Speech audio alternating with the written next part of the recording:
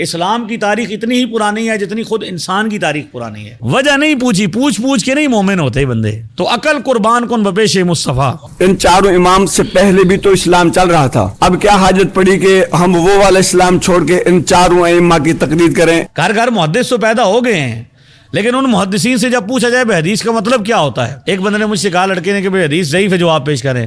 میں نے کہا ضعیف کی ڈیفینیشن کیا ہے؟ تو کوئی نہیں پتا. اور سب سے زیادہ جس ریسرچ پر عمل ہوتا ہے وہ ریسرچ ہے امام اعظم ابو حنیفہ کی. اس کو ابھی فی الحال بند کر دیں، بعد میں انشاءاللہ آپ جتنی دلیلیں دیں گے، آپ سوال 10 کریں گے، میں پھر بھی یہاں پہ ہوں. میں اگر علم غیب جانتا ہوتا تو بہت سا نفع اکٹھا کر لیتا اور مجھے کوئی نقصان نہ پہنچتا. تو کس مسلمان نے آج تک دعویٰ کیا کہ اللہ نہ بھی چاہیں تو حضور نفع نقصان کے مالک ہیں؟ اب کوئی بندہ ان جیسی ان سے بہتر کوئی ریسرچ پیش کرے تو مقابلے میں آ جائے. اگر رفع دین اتنا ضروری تھا، جس طرح یہ کہتے ہیں کہ فرض ہو گیا ہے، جو نہیں کرتا وہ سنت کا دشمن ہے، تو ہمیں بتایا جائے کہ حضور نے جب سکھایا تو سکھایا کیوں نہیں؟ مزاروں پر یہ جو دیگیں وغیرہ ہم کرتے ہیں، اس اسلام میں اس کی اجازت ہے یا نہیں ہے؟ ٹھیک ہے، 2 سوال ہیں. ٹھیک، آپ کا نام کیا ہے؟ محسن منیر. اور آپ کیا کرتے ہیں؟ میں ICS کا اسٹوڈنٹ سر. یہاں پہ ٹھیک ہے، ماشاءاللہ، تشریف رکھیں. اب جو ہے نا جی موسیقی کے بارے میں بھائی نے سوال کیا کہ موسیقی کو کیا کیا گیا؟ حرام قرار دیا گیا. اب سب سے پہلے موسیقی کی ڈیفینیشن سمجھنی پڑے گی کہ موسیقی ہے کیا. اس کو جب ہم انگلش میں ٹرانسلیٹ کریں تو کیا کون سا لفظ بنے گا؟ میوزک بنے گا. تو میوزک کا جب ہم دیکھتے ہیں کہ میوزک کس کو کہتے ہیں، تو میوزک وہ کچھ اوزار ہوتے ہیں، انسٹرومنٹ ہوتے ہیں جن کو کیا کیا جاتا ہے؟ بجایا جاتا ہے. اگر تو موسیقی سے مراد وہ ساز ہیں جو کیا کیے جاتے ہیں؟ بجائے جاتے ہیں. تو اسلام کے، کیونکہ اسلام کا جو پھیلانے والے ہیں، اسلام کے آخری، ویسے تو اسلام کی تاریخ حضور سے نہیں شروع ہوتی، حضور آخری پیغمبر ہیں. اسلام کی تاریخ اتنی ہی پرانی ہے جتنی خود انسان کی تاریخ پرانی ہے. آدم علیہ السلام سے ہی اسلام شروع ہوا، ہر نبی نے اسلام کی ہی دعوت دی. تو آقا دو عالم صلی اللہ علیہ وسلم نے اپنے ارشادات گرامی میں ان چیزوں کو کیا قرار دیا؟ ممنوع قرار دیا. جیسا کہ آپ بخاری میں پڑھیں گے اور دیگر چیزوں جگہوں پہ آپ پڑھیں گے، حدیثوں کی کتابوں میں مختلف میں، تو مزامیر کو شیطان کے اوزار قرار دیا گیا. احادیث میں یہاں تک ملتا ہے کہ جب شیطان کو جنت سے نکالا گیا تو وہ کیا کرتا تھا؟ اپنا دل بہلانے کے لیے اس نے کیا کیے؟ اوزار بنائے. ہمارے ہاں یہ ہے کہ یہ زیادتی کی جاتی ہے کہ بعض اوقات اعلیٰ حضرت عظیم البرکت نے لکھا فتح ورزی شریف میں کہ اوزار بنانے کی، گٹار وغیرہ بنانے کی نسبت جو ہے ہم نے اپنے بزرگوں کی طرف بھی بعض لوگوں نے کی کہ حضرت خواجہ خواجگان، خواجہ نظام الدین اولیاء محبوب الہی رضی اللہ تعالیٰ عنہ، یا حضرت خواجہ امیر خسرو رحمۃ اللہ تعالیٰ علیہ، ان کے بارے میں ادھر منسوخ کیا کہ انہوں نے کیا کیا؟ یہ تنبور بنایا جس کو گٹار آپ کہتے ہیں. تو ایسا نہیں ہے، ان سے پہلے بھی یہ چیزیں تھیں. تو موسیقی سے مراد اگر سازندے ہیں، مزامیر ہیں، یہ جو انسٹرومنٹ ہیں، تو اس کے بارے میں تو واضح احادیث مبارکہ موجود ہے کہ جس میں حضور صلی اللہ علیہ وسلم نے ان سے کیا کیا؟ منع فرمایا. اور اس پر اعلیٰ حضرت عظیم البرکت ہمارے جو امام ہیں جن کو ہم فالو کرتے ہیں برِ صغیر کے لوگ، انہوں نے واحد موضوع دیا. اور حضرت جو ہے خواجہ نظام الدین اولیاء محبوب الہی کی فوائد الفواد، ان کی جو ملفوظات کی کتاب ہے، اور ایک کتاب اسپیشل حضرت خواجہ امیر خسرو نے لکھی رحمۃ اللہ علیہ نے اس موضوع پر کہ ہمارے ذمہ یہ لگایا جاتا ہے کہ ہم حلال کہتے ہیں، تو وہ بھی کہتے ہیں کہ ہمارے نزدیک بھی ساز کیا ہیں؟ وہ حرام ہیں. ہاں، ایک سما کا قول ہے، سما جو قوالی ہے، اس حوالے سے بہت زیادہ شرائط ہیں اور اس پر بہت زیادہ کلام ہے، تفصیل ہے کہ وہ سننے والے، سنانے والے، پڑھنے والے، سارے کلام پڑھنے والے سارے کیا اہل ہوں، اور پھر وہ سما کرے. تو سما کی جو شرائط ہیں وہ تو چشتیہ سلسلے کے جو ہمارے اہل چشت، اہل بہشت بزرگ ہیں، ان کے نزدیک بھی جو شرائط ہیں ان کو بھی فالو آج کل نہیں کیا جا رہا. لہذا سما ایک الگ چیز ہے، وہ ایک علمی مسئلہ ہے. لیکن میوزک جو ہے وہ کیا ہے؟ بہرحال حضور علیہ السلام نے اس کو، سب سے وجہ کیا ہے کہ حضور نے کیا کر دیا؟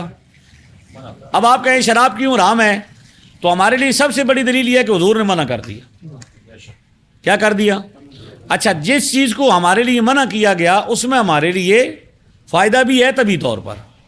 یہ آپ نے دیکھنا ہے کہ فائدہ کیا ہوگا کہ یہ لہو و لہب قرار دیا قرآن نے اس کو، کھیل اور تماشا. میوزک سے کیا ملتا ہے؟ کوئی فائدہ ہوتا ہے؟ کوئی دولت شہرت ملتی ہے؟ کوئی ثواب کا سلسلہ؟ تو کیا ہوتا ہے؟ ایک وقت ہی ضائع کرتے ہیں نا آپ. تو لہذا ایک چیز جو انسان کے لیے فائدے مند نہیں ہے بلکہ اس کے گناہ کا سبب بن سکتی ہے، گناہ میں مبتلا ہو جاتا ہے. تو اس لیے مسلمان وہ ہے, صحابہ کرام کو حضور نے فرمایا بھائی مردوں پر سونا حرام ہے, تو انہوں نے فوراً کیا کر دیا, وجہ نہیں پوچھی, پوچھ کے نہیں مومن ہوتے بندے. وہ کہتے ہیں بس حضور نے فرما دیا تو عقل قربان کن بپیش مصطفیٰ. شریعت نام نبی کریم علیہ السلام کے قدموں میں اپنی عقل کو قربان کر دینے کا. دوسرا آپ کا سوال تھا کہ دیگیں وغیرہ جو چڑھاتے ہیں درباروں پر, تو اب سوال یہ ہے کہ یہ جو لنگر آج کل بٹ رہے ہیں, بحریہ دسترخوان ہے اور کیا ہے دیگر دسترخوان موجود ہیں, ان پر بھی دیگیں نہیں چڑھائی جاتی. آج تک میرے سامنے کسی بندے نے یہ سوال نہیں کیا کہ جو یہ لنگر جو بازاروں میں ہوتا ہے, جو بحریہ والے دیتے ہیں, جو فلاں دیتے ہیں, کئی نام سے پتہ ہے نا, اور انہوں نے اپنا نام بھی لکھا ہوتا ہے اوپر کہ ان کے نام کے لیے, ان کے ثواب کے لیے ہم کیا کر رہے ہیں لنگر, اس پر سوال. لیکن جب بھی سوال ہوگا کس کا سوال ہوگا, مزاروں پر. خاص وجہ کیا ہے, عورت کا مزار کے بارے میں جانے کا سوال ہوگا, بازار میں جانے کے بارے میں سوال. عورت کو مسجد میں جانے کے بارے میں سوال ہوگا کہ مسجد جا سکتی ہے, یہ نہیں پوچھیں گے کہ ولیمے پہ جا سکتی ہے, نہیں جا سکتی, سیرگاہ میں جا سکتی ہے, نہیں جا سکتی. المیہ ہے کہ نہیں ہے. ہم نے جب بھی منع کرنا ہے خیر کے کام سے ہی, ٹھیک ہے, یہ الگ مسئلہ ہے, میں اس پہ گفتگو نہیں کر رہا, لیکن یہ کہہ رہا ہوں کہ ہم نے سوال کیا کرنا ہے, جب بھی کرنا ہے کس کا کرنا ہے, مزار کا کرنا ہے, بازار کا. تو کبھی بازار کا بھی سوال کیا جائے. تو مزار پہ جو بندے لنگر تقسیم کرتے ہیں, صاحب مزار تو کھانے سے رہے اب, کہ کسی مسلمان کا یہ عقیدہ ہو کہ میں جو کھانا کھلا رہا ہوں یہ ولی کیا کہتا ہے اس کو تناول فرماتا ہے, تو ایسا نہیں ہے. بلکہ وہ جو کھانا پکایا جاتا ہے وہ کیا کیا جاتا ہے, وہ کھلایا جاتا ہے محتاجوں کو, مسافروں کو, عام لوگوں کو. جب کوئی بندہ آپ کسی کو کھانا کھلاتے ہیں اس کا اجر ہے کہ نہیں ہے, حدیث شریف میں ہے, حضور نے فرمایا, بلکہ ایک مقام پر پوچھا گیا کہ اسلام کیا, تو آپ نے فرمایا کھانا کھلانے کا نام ہی اسلام ہے, یہاں تک فرمایا. تو جب آپ مزار شریف پہ دیگ لے کے جاتے ہیں, ہم صدیوں سے لے کے جاتے ہیں, تو وہاں پہ کیا کرتے ہیں, جو مسافر ہوتے ہیں, جو محتاج ہوتے ہیں, جو غریب ہوتے ہیں, جو آئے ہوتے ہیں, وہ کیا کرتے ہیں, اس سے کھاتے ہیں. اور ہمارا عقیدہ یہ ہے کہ کھانے سے جو ثواب ملے گا اس کا ثواب میں صاحب مزار کی روح کی بارگاہ میں پیش کر دوں گا, اس کا ثواب اپنے والدین کے لیے دے دوں گا. یہ کنسیپٹ عین اسلام ہے. سرکار دو عالم صلی اللہ علیہ وسلم سے پوچھا گیا بھائی کیا کرنا چاہیے, میری والدہ فوت ہوئی, صحابی نے پوچھا, سعد نام تھا ان کا رضی اللہ تعالیٰ, میری والدہ فوت ہو گئی ہیں اور میں ان کے لیے کچھ کرنا چاہتا ہوں تو کیا کروں. تو اس وقت سب سے زیادہ ضرورت کس چیز کی تھی, پانی کی. تو حضور نے فرمایا کہ ایک کنواں کو دبا دو. کنواں بنوایا اور اس کنویں کا نام حضور نے کہا حاذہ لأم سعد, یہ ام سعد کا کنواں ہے. یہ کیا ہے, جس طرح آج کہا جاتا ہے نا بندہ کہ بکرا غوث پاک دا, اے بکرا خواجہ صاحب دا, اے بکرا داتا صاحب دا, اے دیکھ میں دے ساں کس دی, خواجہ بہاؤالدین زکریا ملتانی دے نام دی. تو کہتے ہیں یہ تو غیر اللہ کے نام سے ہو گیا, تو شرک ہو گیا اور یہ حرام ہو گیا. تو پوچھا جائے کہ حضرت سعد کی والدہ کا جو نام حضور نے لکھا کہ یہ کنواں کس کا ہے, کنواں اصل میں کس کا ہے, مالک کون ہے, تو چاہیے نہیں, حضور اللہ تعالیٰ مالک ہے نا حقیقی. تو حضور کو چاہیے حاذہ للہ, یہ کس کے لیے ہے, اللہ کے لیے. حضور نے یہ نہیں فرمایا بلکہ کیا فرمایا, حاذہ لأم سعد, یہ ام سعد کے لیے. مطلب کیا ہے کہ کنواں تو بنایا اللہ کے لیے, راضی کس کو کرنا ہے, اللہ. ثواب دینے والا کون ہے, اللہ ہے. اس کنویں سے جو لوگ مسلمان پانی پئیں گے اس کا ثواب سعد کی والدہ کو پہنچے گا. تو یہی مطلب ہے مزار پہ بھی دیگ چڑھانے کا, کہ جب ہم مزار پہ دیگ چڑھاتے ہیں یا کچھ کھانا کھلاتے ہیں تو کہتے ہیں کہ ان بزرگوں کو اس کا کیا ملے گا. یہ قرآن سے بھی ثابت ہے اور حدیث سے بھی ثابت ہے. جی, پہلی سوال یہ ہے کہ خودکشی کی موت کیا ہے, اور آیا خودکشی کرنے کا ہم جنازہ پڑھ سکتے ہیں یا نہیں پڑھ سکتے. اگلا میرا سوال ہے کہ ہم مسجد میں بیٹھے ہیں, اس میں 4 بندے بیٹھے ہیں جن کی داڑھی نہیں ہے, 2 بندے بیٹھے ہیں جس کی داڑھی بھی ہے, اور وہ داڑھی والے علم میں کم ہیں, اور جن کی داڑھی نہیں ہے وہ علم میں زیادہ ہیں, اور نماز جماعت میں کروانی ہے. کیا وہ بغیر داڑھی والا جماعت کروا سکتا ہے پھر یا نہیں کروا سکتا, کیونکہ وہ بغیر داڑھی والے علم سے زیادہ ہے, اور جو داڑھی والے بیٹھے ہیں داڑھی ہے مگر ان کی علم نہیں ہے ان کو, کیا پھر وہ بغیر داڑھی والا امامت کروا سکتا ہے یا نہیں کروا سکتا. ٹھیک ہے, کہ خودکشی کا مطلب وہ لفظ سے ہی پتہ چلا کہ خود کو اپنے آپ کو کیا کرنا, ختم کرنا. ایک تو تبھی موت ہوتی ہے کہ اللہ تعالیٰ نے جو مقدر کر دیا بظاہر, تو اس کا انسان سبب نہیں بنا, خود اس کا انسان آپ سبب نہیں بنا. تو اللہ تعالیٰ کے علم میں چونکہ پہلے سے ہے کہ کون کیا کرے گا کیا ہوگا، وہ تو اس کی تقدیر کا معاملہ ہے، علم کا معاملہ ہے. تو لہٰذا جب بندہ خود اپنے آپ کا سبب بنتا ہے تو اس نے کیا کیا ہے، اپنے ساتھ کیا کی ہے، زیادتی کی. لہٰذا اس حوالے سے وہ گناہ گار ہے اور گناہ کبیرہ ہے، اللہ کی بارگاہ میں جواب دہ ہے. لیکن خودکشی کرنے والے کا جنازہ پڑھنے سے منع نہیں کیا گیا، جنازہ پڑھا جا سکتا ہے. بعض روایتوں میں یہ کہ سرکار دو عالم صلی اللہ علیہ وسلم نے نہیں پڑھا تو اس کا یہ مطلب نہیں انہوں نے بعض اوقات اور بھی کئی لوگوں کا نہیں پڑھا، تو یہ ایک الگ ان کا معاملہ ہے. لیکن حضور نے منع نہیں فرمایا، بلکہ بعد میں بھی کیا ہوتے رہے، جنازے ہوتے رہے ہیں. تو جنازہ پڑھنے سے بہرحال منع کیوں ہوتا جی، خودکشی والے کا جنازہ پڑھنا منع نہیں ہے. دوسرا آپ کا سوال یہ تھا کہ بھئی آپ نے یہ فرمایا کہ بھئی ایک مسجد ہے، وہاں پہ کچھ لوگ جمع ہیں، تو وہاں پہ پہلی بات تو یہ ہے کہ بھئی آپ کا یہ کالج ہے، تو یہاں پہ کیا ہر بندہ جو ہے وہ یہ دعویٰ کرے کہ میں علم رکھتا ہوں تو اسے آپ یہاں پہ کیا کریں گے، پڑھانے کی اجازت دیں گے کہ نہیں دیں گے؟ کوئی بندہ باہر سے آ جائے کالج ٹائم میں، آپ کی کلاس لگی ہوئی ہو اور آپ سے یہ کہے کہ میں جناب پڑھا لکھا بندہ ہوں تو مجھے آج کلاس کی کر سا تھوڑی میں پڑھا سا، تو کیا پرنسپل اس بات کی اجازت دیں گے کہ بھئی ٹھیک ہے وہ دعویٰ بھی ہے، وہ کہے میں سرٹیفکیٹ دکھاتا ہوں، سارا کچھ دکھاتا ہوں، تو مجھے یہاں پہ کیا ایک لیکچر دینے کی کیا ہو جائے؟ تو ایک لیکچر کی بھی پرنسپل آپ کو اجازت نہیں دے گا. وہ کہے گا آپ کو بھی آپ پڑھے لکھے ہیں تو ٹھیک ہے، آپ کا احترام ہے، لیکن یہ ہے کہ یہ ایک سسٹم ہے، ایک نظام ہے. اس میں ہم کیا کرتے ہیں، باقاعدہ ایک بندے کا تقرر کرتے ہیں، اس کو مقرر کرتے ہیں، اس کا کیا کرتے ہیں، ہم سلیکٹ کرتے ہیں. سلیکشن کرنے کے بعد ہم اس کو کیا کرتے ہیں، ایک منصب پر بٹھاتے ہیں، پھر وہ کیا کرتا ہے، پڑھانا شروع کرتا ہے، سکھانا شروع کرتا ہے. تو اسی طرح اسلام کے اندر بھی مساجد ہیں، مدارس ہیں، یا دیگر جو عہدے دار ہیں، وہ قضاء کا عہدہ ہے، حاکم کا عہدہ ہے، امامت، سارے عہدے ہیں. اسلام نے اس کے لیے بھی ایک اہلیت کو کیا کیا ہے، شرط رکھی ہے کہ اس کی بھی کوئی ایک اہلیت ہونی چاہیے. تو اس اہلیت کے مطابق جو بندہ ہوگا وہ کیا ہوگا، وہ امامت کے لیے اس کی شرائط ہیں کہ بندہ کیا ہو، علم. سب سے پہلے تو اس میں یہ ہے کہ اچھی قرات کرنے والا ہو، پھر سارے برابر ہوں، تو پھر اس میں یہ ہے کہ ترتیب ہے کہ علم میں، پھر عمر میں، پھر تقویٰ میں، یہ ساری چیزیں اس میں تدریجاً آتی ہیں، بالترتیب آتی ہیں. لیکن ہم ان سے بحث نہیں کرتے کہ ظاہر ہے یہاں پہ. لیکن جس مسجد میں کوئی امام مقرر ہے وہاں پہ تو کیا ہونا چاہیے، اس کی تقرر سے پہلے لوگ ساری چیزیں دیکھتے ہیں.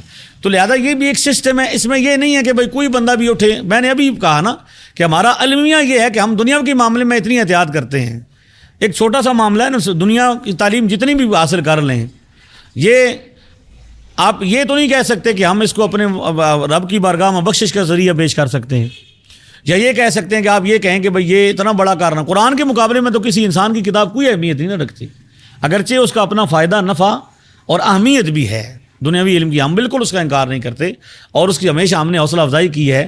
بلکہ میں تو وہ خطیب ہوں کہ جب میں علم النافع ينتفع به کو بیان کرتا ہوں کہ بندہ کسی کو ایسا علم پڑھا کے جائے جو دنیا سے جانے کے بعد بھی فائدہ دیتا ہے، تو اس میں یہ دنیاوی علم بھی شامل ہوں گے اگر وہ اچھی نیت سے کیا کرے، بندہ پڑھائے. لیکن منصب ہونا اس کے لیے ایک منصب ہے. آپ نے ایک دنیاوی میں اگر ایسا ہوگا تو ڈسپلن کیا ہوگا. اگر آپ کالج میں ہر بندے کو ہر وقت کیا کریں گے، کہیں گے کہ کسی کو بھی کوئی بندہ بھی آ کے کیا کر سکتا ہے، لیکچر دے سکتا ہے، کوئی بندہ بھی آ کے نظام کو کیا کر سکتا ہے، چلانے کے لیے آ سکتا ہے، تو آپ کا کیا ہو جائے، نظام کیا ہو جائے گا، ڈسٹرب ہو جائے گا. لہذا اسلام نے اس کے لیے کچھ شرائط مقرر کی ہیں، کچھ ضوابط مقرر کی ہیں، کچھ پابندیاں لگائی ہیں کہ امام ہونے کے کیا کیا آپ کے لیے شرائط ہیں. تو اس ڈسپلن کو بہرحال فالو کرنا پڑے گا. تو اس ڈسپلن میں یہ آتا ہے کہ جہاں پہ علم ضروری ہے، یا کم از کم اتنا علم ہونا چاہیے بندے کو، نماز کے مسائل تو کم از کم کیا ہونے چاہیے، علم کی تو کوئی علم زیادہ ہوتا ہے، کچھ بہت زیادہ ہوتا ہے. تو کم از کم امام وہ بنے کہ جس کو کم از کم مسائل کے، بنیادی مسائل کا، نماز کے بنیادی مسائل کے بارے میں پتہ ہو کہ اگر میں یہ کروں تو میں کیا کروں گا. اور باقی جو شرائط ہیں، متشرع ہونا. حضور علیہ الصلوۃ والسلام سے لے کر آج تک کسی ایک بھی صاحب علم نے بغیر کسی داڑھی والے کو امام نہیں مانا. اگرچہ اس کو مسلمان مانا ہے کہ مسلمان ہے، ٹھیک ہے، عمل کے اعتبار سے کمزور ہے، تو وہ تو داڑھی والا بھی کئی باتوں میں ایسا ہوگا کہ گناہ گار وہ بھی ہوگا. لیکن امامت کے لیے جہاں باطنی شرائط ہیں دیگر، وہاں پہ ظاہری طور پر بھی اس کا ایک ڈسپلن ہے کہ وہ کیا کرے. اب یہ بھی ہے کہ وہ جی بندہ، کوئی بھی بندہ نماز پڑھا ہو تو ہم کہتے ہیں جو تھاپڑا مارا اور کیا کرو اس کے پیچھے، پتہ ہے نا، وہ سنے نا آپ نے مسئلہ کہ حرم میں بندے کیا کرتے ہیں کہ بندہ ایک پڑھ رہا ہوتا ہے، یہ بھی نہیں پتا کہ وہ نفل پڑھ رہا ہے یا فرض پڑھ رہا ہے، یہ بھی نہیں پتا وہ کون سی نماز پڑھ رہا ہے، تو تھاپڑا مارو اور کیا کر دو. یہ ہے اسلام کے اندر بے راہ روی کو رواج دینا اصل میں. تو جب آپ یوں سمجھیں گے نا ایک تو ہے نا کہ ہم کہیں جو فاسق فاجر ہوتے ہیں تو یوں ہوتے ہیں، تو اس سے کیا ہوگی، لوگوں میں کیا پیدا ہوگی، تنفر پیدا ہوگا، لوگ کہیں گے تو کچھ اچھا جیسے مسلمان ہی نہیں۔ ایک یہ انداز سمجھانے کا ہے، اور یہی ہے کہ ایک ڈسپلن ہے اسلام کا۔ اسلام اللہ کی عبادت کرنی ہے نا آپ نے تو کسی طریقے سے کرنی ہے، اس کے لیے اس نے کچھ پابندیاں رکھی ہیں۔ تو لہٰذا یہ نہیں کہ جب بھی آپ کہیں کسی کو ہر وقت امام بنا دیں، اس لیے امام کو مقرر ہونا چاہیے، امام کا تقرر ہونا چاہیے، محلے والوں کو ایک امام کا بندے کو، اور کم از کم امام کو اپنے بعد پھر ایک نائب بھی کیا کرنا چاہیے، مقرر رکھنا چاہیے کہ یہ ہمارے بعد کیا ہوگا۔ تو یہ بات سمجھ آ گئی ہوگا آپ کو، جزاک اللہ۔ نے ایمان والوں کی بات کی ہے، اور کچھ لوگ خود کو مومن کہتے ہیں، جیسے کوئی اہل تشیع ہوتے ہیں، تو ایمان ہے کیا؟ ایک یہ، اور دوسرا سوال ہے سر جی، شیطان جو ہے انسان پر کسی بھی وقت طاری ہو سکتا ہے، یعنی انسان کے ساتھ ہے، تو شیطان سے بچا کیسے جا سکتا ہے؟ اور تیسرا سوال ہے سر جی کہ حضور صلی اللہ علیہ وسلم کو غیب کا علم تھا یا نہیں؟ ایک سازہ کرام نے پڑھایا تھا حدیث تشریح میں قرآن مجید کی، جب حضرت عائشہ صدیقہ رضی اللہ تعالیٰ عنہ پر الزام لگایا گیا تھا منافقین نے، تو اس وقت اس کے بعد جو آیات نازل ہوئی تھی کہ مسلمان عورتیں مسلمان مردوں کے لیے ہیں، تو یہ بتا دیں کہ حضور صلی اللہ علیہ وسلم کو کیا غیب کا علم یا تھا یا نہیں؟ ٹھیک ہے، نام کیا آپ کا؟ اب یہ کہ قطع نظر اس کے کہ بھائی کوئی بندہ اپنا نام کیا رکھتا ہے، آپ کہہ رہے ہیں کہ وہ دو نام کہہ رہا ہے، مومن بھی کہہ رہا ہے اور کچھ اور بھی کہہ رہا ہے، تو پھر یہ سے پتہ چل رہا ہے کہ اس نے کوئی اپنا الگ کرائٹیریا بنایا ہے۔ مومن کا کرائٹیریا جو ہے نا، وہ بندہ خود نہیں کہے گا کہ میں جو طے کروں گا وہ ہوگا، بلکہ ایمان کا یا مومن کا کرائٹیریا اللہ کی طرف سے ہے، اور وہ ایمان کی کیا ہیں شرائط ہیں۔ قرآن پاک میں یؤمنون بالغیب والذین یؤمنون بما انزل الیک وما انزل من قبلک وبالآخرۃ هم یوقنون۔ آپ پڑھتے جائیں قرآن پاک، ایمان والوں، تین قسم کے لوگوں کی بات کرتا ہے، پہلے کیا ایمان والوں کی، پھر اس کے بعد کافروں کی، پھر اس کے بعد منافقوں کی۔ یہ تین قسمیں انسانوں کی ہیں جو سورہ بقرہ میں شروع ہوتی ہیں۔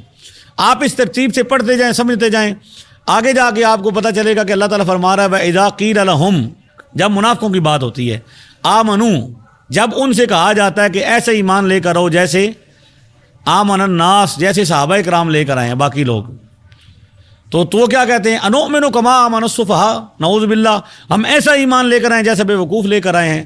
تو قرآن ہی کے مطابق صحابہ کرام کو تان کا نشانہ بنانے والا، صحابہ کرام رضوان اللہ تعالی اجمعین کے بارے میں زبان درازی کرنے والا مومن، آپ اسی سورہ کی ایک اور آیت کو دیکھیں، فَإِنْ آمَنُوا بِمِثْلِ مَا آمَنْتُمْ بِهِ فَقَدِ اهْتَدَوْا، یہ اس طرح ایمان لے کر آئیں جس طرح نبی کے صحابہ تم لے کر آئے ہو، تب یہ کیا پائیں گے ہدایت۔ یعنی ہدایت کا معیار کس کو قرار دیا گیا؟ صحابہ کرام کو۔ نبی پاک کی پہلی کلاس، پہلے شاگرد کون ہیں؟ صحابہ کرام۔ اسلام کے نبی پاک کے بعد پہلے مبلغ کون ہیں؟ اسلام ہم تک پہنچانے والے پہلے افراد کون ہیں؟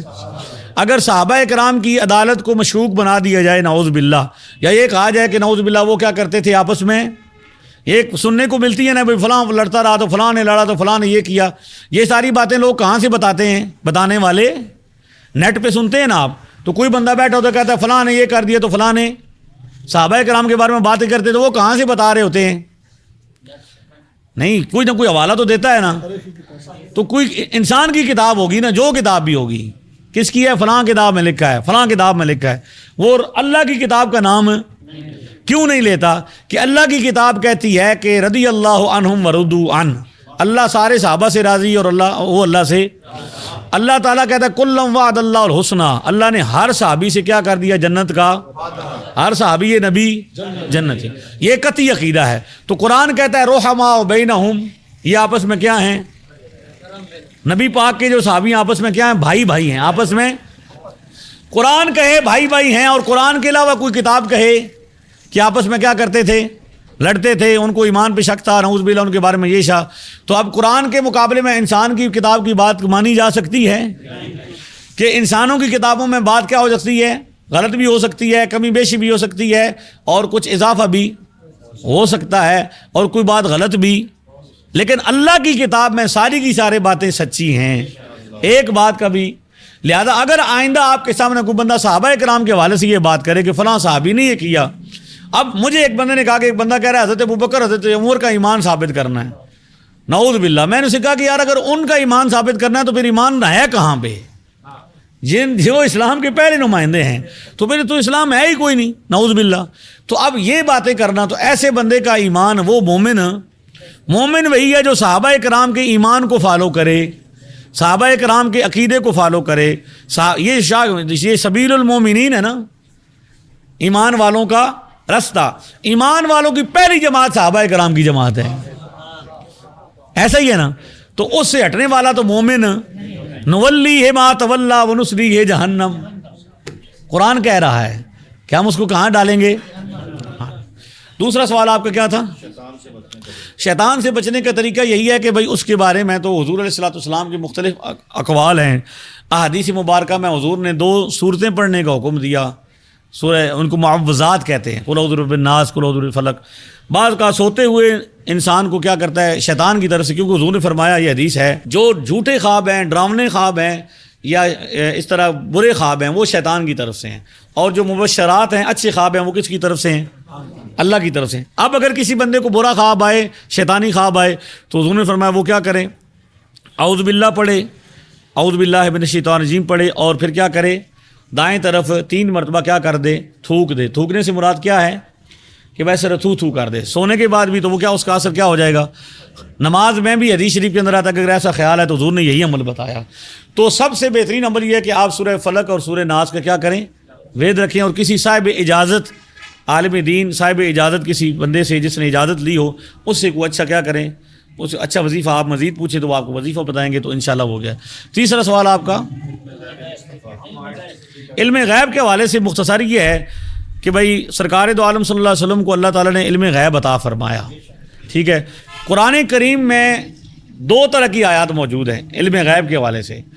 بعض آیات میں یہ کہ اللہ کے سوا کوئی نہیں جانتا، اللہ تعالیٰ کے سوا، اور بعض آیات میں کہ اللہ تعالیٰ کیا کرتا ہے، جسے چاہتا ہے، جسے چن لیتا ہے، غیب عطا فرماتا ہے۔ اب جب آپ نے ایک مسئلے میں فیصلہ کرنا ہے تو اس حوالے سے جتنی آیتیں ہوں گی ساری جمع کریں گے، اپنے مطلب کی ایک آیت کو نکال کے فیصلہ دونوں طرف کی آیتوں کو لکھیں۔ تو علم غیب کے حوالے سے دونوں آیتیں کیا کریں، آپ ایک طرف موازنہ کریں، کمپیریزن کریں، ٹھیک ہے۔ وہ آیات لکھیں جن میں یہ بتایا گیا کہ اللہ کے سوا کوئی غیب، اور وہ آیات دوسری طرف لکھیں جن میں کہا گیا کہ اللہ تعالیٰ جس رسول پر راضی ہوتا ہے، جسے چاہتا ہے اسے کیا کرتا ہے، اور وہ غیب بتانے میں بخیل بھی، ٹھیک ہے۔ تو کس کو بتاتا ہے؟ تو دونوں طرح کی آیات کو نتیجہ یہ نکلے گا کہ اگر ہم یہ کہیں کہ وہ لوگ جو کہتے ہیں کہ اللہ کے سوا کوئی بھی غیب نہیں جانتا، تو پھر یہ جو آیات ہیں ان کا انکار کرنا پڑے گا، جس میں اللہ تعالیٰ فرما رہا ہے کہ اللہ تعالیٰ 2 باتیں فرماتا ہے، ایک طرف کہتا ہے کوئی نہیں جانتا، دوسری طرف کہتا ہے جسے چاہتا ہے دے دیتا ہے۔ تو حل کیا نکلے گا؟ حل یہ نکلے گا کہ بھائی ہر چیز کی کیا ہیں 2 صورتیں ہیں، ایک اس کی حقیقت ہوتی ہے اور ایک اس کا مجاز ہوتا ہے۔ اللہ تعالیٰ کا علم غیب جہاں پہ فرمایا گیا کہ اللہ کے سوا کسی کے پاس نہیں ہے، وہ علم وہ ہے جو اللہ کا خاصہ ہے۔ جس علم کے بارے میں فرمایا گیا کہ اللہ کے سوا کوئی نہیں جانتا، وہ علم غیب وہ ہے جو اللہ کا خاصہ ہے، اور وہ کیا ہے؟ وہ ذاتی علم ہوتا ہے، وہ غیر متناہی ہوتا ہے، ٹھیک ہے۔ وہ کبھی بھی زوال والا علم نہیں ہوتا، وہ حقیقی علم ہے، اور وہ کسی سے اس کو محتاجی بھی نہیں ہوتی۔ لیکن جو مخلوق کے پاس علم ہوتا ہے وہ کیا ہوتا ہے؟ وہ عطائی ہوتا ہے، اس کو زوال بھی ہو سکتا ہے، اس میں کمی بیشی بھی ہو سکتی ہے۔ لہذا اللہ کے علم کے ساتھ مخلوق کے علم کی کوئی نسبت، اعلیٰ حضرت نے اپنی کتاب میں یہاں تک لکھا کہ اللہ کے علم کی تو کوئی مثال نہیں ہوتی، الدولۃ المکیہ میں لکھا مقدمے میں، کہ کوئی بندہ یہ کہتا ہے کہ ہم علم مصطفیٰ کو علم خدا سے ملاتے ہیں تو کتنا بڑی زیادتی ہے کہ اللہ کے علم کی مثال ایسی ہے جیسے ایک سمندر ہے۔ حالانکہ اللہ کے علم کی مثال نہیں پیش کی جا سکتی سمجھانے کے لیے، سمندر ہے، اور ایک مخلوق کے علم کی مثال ایسی ہے جیسے ایک پرندہ اڑتا ہوا آیا اور اس میں سے چونچ ماری اور کیا کیا پانی لے گیا۔ اللہ کے علم کے ساتھ مخلوق کے علم کی وہ نسبت بھی نہیں جو قطرے کو سمندر کے ساتھ ہے، یہ بھی نہیں، تو برابری کہاں سے ہوگی؟ تو عطا فرمایا، تو اتنا عطا فرمایا کہ بندے نے بخاری کے اندر پوچھا کہ میرا باپ کون ہے، تو حضور نے یہ بھی فرمایا کہ تیرا باپ کون ہے، یہ بھی فرمایا کہ کون جنتی بندہ اٹھا، حدیث بخاری میں ہے، بخاری مسلم کے مطابق، نام سنا ہے؟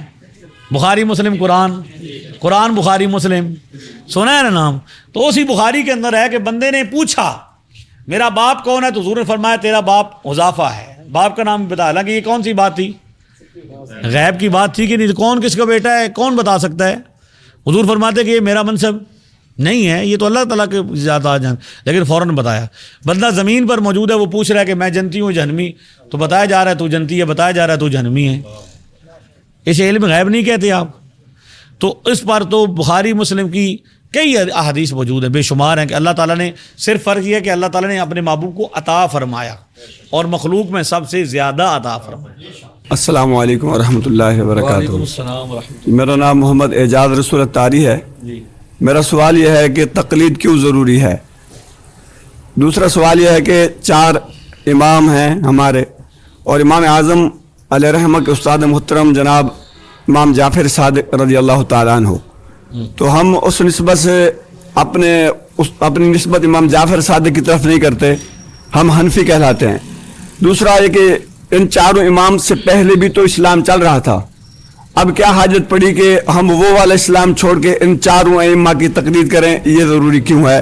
اس بارے میں رہنمائی فرما دیجئے۔ آپ کا پہلا سوال یہ کہ تقلید کیوں ضروری ہے، ٹھیک ہے جی۔